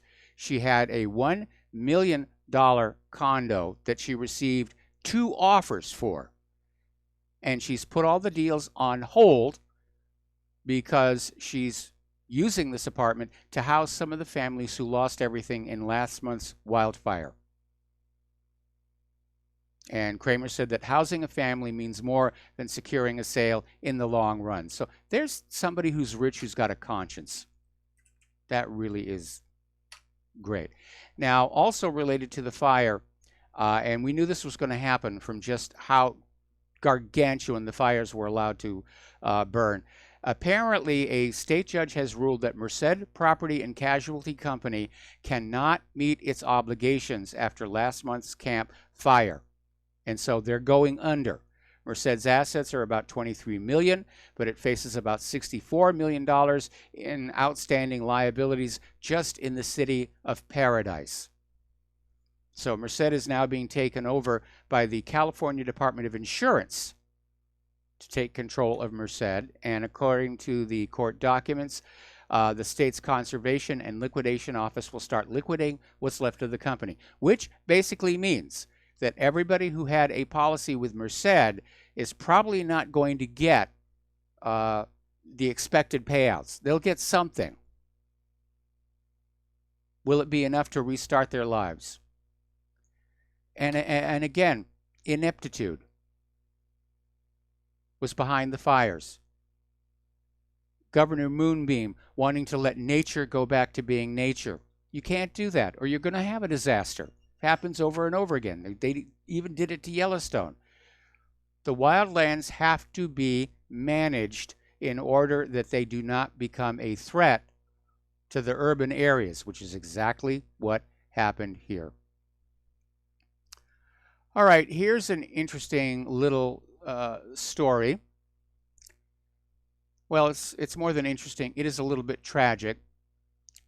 And the story came out of government slaves. Apparently, there was this woman, Crystal Thomas, and police were executing a search warrant at Thomas' home looking for her 16-year-old son who was suspected of robbing a store. And Crystal Thomas let them in and said, you know, he's not here. We haven't seen him since he became defiant. He doesn't live here anymore. The police proceeded to smash out the windows, kick in the doors, literally tear the place apart. They even wrecked the little basketball hoop out front, like this kid could be hiding inside. And so now this mother and her children are homeless, just ahead of Christmas. So anyway. Now, we've been talking about this all week, and there's probably going to be some other incidents like this. But apparently, to the liberal snowflakes, Christmas has become a trigger word. And it really is absurd. You know something? One of the steps to get back to being a civil and polite society is to have respect for other people's points of view, traditions, and beliefs. Doesn't mean you got to go along with it. But just say, okay, if you want to celebrate Christmas, go ahead. And if you don't, fine, go do something else here. We talked about how this animated classic, Rudolph the Red-Nosed Reindeer, first aired in 1964. It's now being denounced for promoting bullying and homophobia and verbal abuse. Then we have that song, the Oscar-winning tune, Baby It's Cold Outside, is now being accused of being a date rape anthem. Apparently, Deck the Halls is now under criticism because it promotes gay apparel. Santa Baby is under attack. It's being denounced for slut-shaming. And White Christmas is racist because it's white. Yeah, that's what snow is here. Apparently, one publishing company has issued a redacted version of Clement Clarke Moore's famous poem, "'Twas the Night Before Christmas," in order to be more health conscious. The company edited out Moore's mention of Santa smoking a pipe. Now, after a year of Scrooges and Grinches, war, we could all use a little Christmas cheer right now.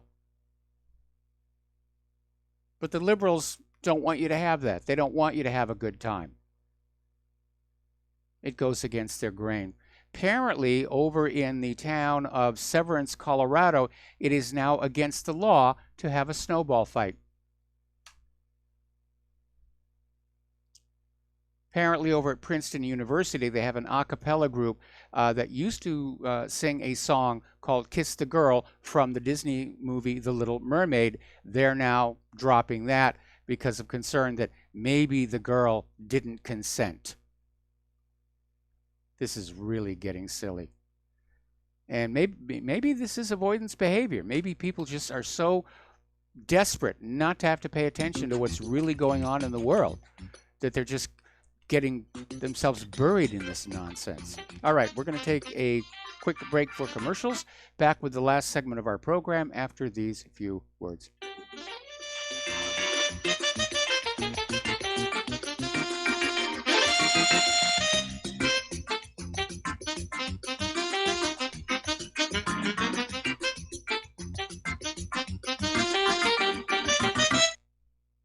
Ladies and gentlemen, J.R. Moore here. As most of you know, my regular listeners, I offer energy cleaners for sale at my website. If you don't have a clue what I'm talking about, go to my website, thelibertyman.com, educate yourself about these marvelous healing devices. We focus on pain mitigation and getting a great night's sleep. Arthritis pain, joint pain, back pain, doesn't matter. Keep in mind, I offer from me to you personally a 30-day money-back guarantee. That's what I do. Energy cleaners, $285, shipping included to American zip codes. You can educate yourself all about the energy cleaner right there at my website, the patent application, the wonderful testimonials. Be sure and check out the factory-made fitted mattress pads to go with the energy cleaner. Now, I offer from me to you personally a 30-day money-back guarantee. That's what I do. I have a toll-free order line, or you can order it right at my website at thelibertyman.com. The toll-free order line is 800-592-9543. I say again, 800-592-9543. Thank you. Without the right accessories, any guy can be off the mark. Whether you've invested thousands in your arsenal or you own a single trusted firearm, a visit to AROutfitting.com is in order. It's one of the finest online selections of tactical optics and AR parts and add-ons, like EOTech, quick target acquisition with no peripheral loss. Browse the full range of Nikon scopes and binoculars. AROutfitting.com can illuminate your world with Streamlight gun-mounted lights from keychain to large handhelds up to 1,100 lumens. Find some stability with Battenfield tactical bipods. AROutfitting.com has CMMG gun parts, barrels, assemblies, handguards, part kits, and more, plus mag-full clips and magazines. I know I've got you excited, so take a breath. Head to AROutfitting.com. The site's super easy to navigate and features a ton of technical info, including links to manuals. We also welcome vendor and manufacturer inquiries. Remember, if you don't see it, we can get it at AROutfitting.com. This is too good to be true, except this time it is real. 100%. No joke. How about a $25,000 membership to Front Sight Firearms Training Facility as a thank you bonus for a one-time donation to RBN of only $400? It is a Commander lifetime membership with no yearly fees or dues. The training is free for the rest of your life with over 50 different classes. Then leave it to your designated beneficiary. You provide the approved firearm, holster, ammo, eye, and ear protection. Many features and bonuses are included, more than you would ever expect or believe. This is the ultimate graduation present, wedding gift, etc., etc. See the details. Go to RBN's webpage and frontsight.com to make it happen. You will hear this offer only on this radio network. Help keep RBN alive. Tell 5. What this country is coming to, I sure would like to know. If they don't do something by and by, the rich will live and the poor will die. Doggone, I mean the panic is on. Can't get no way, can't draw no pay.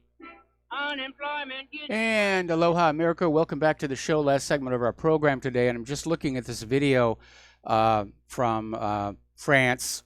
It's about 12 minutes long. And it's just talking about all the destruction over there, the violence. Some of the police are standing with the protesters. And this could be the beginning of a real revolution. And the fact that Macron is using these explosive tear gas grenades that can actually injure and kill people, I don't think it's going to help. I do not think it's going to help. I think the French people are mad, and this is just going to make them even angrier. All right, so as you know, we're getting into Christmas, and you're probably looking for presents for your children, usually of a cyber nature, but you do need to be careful.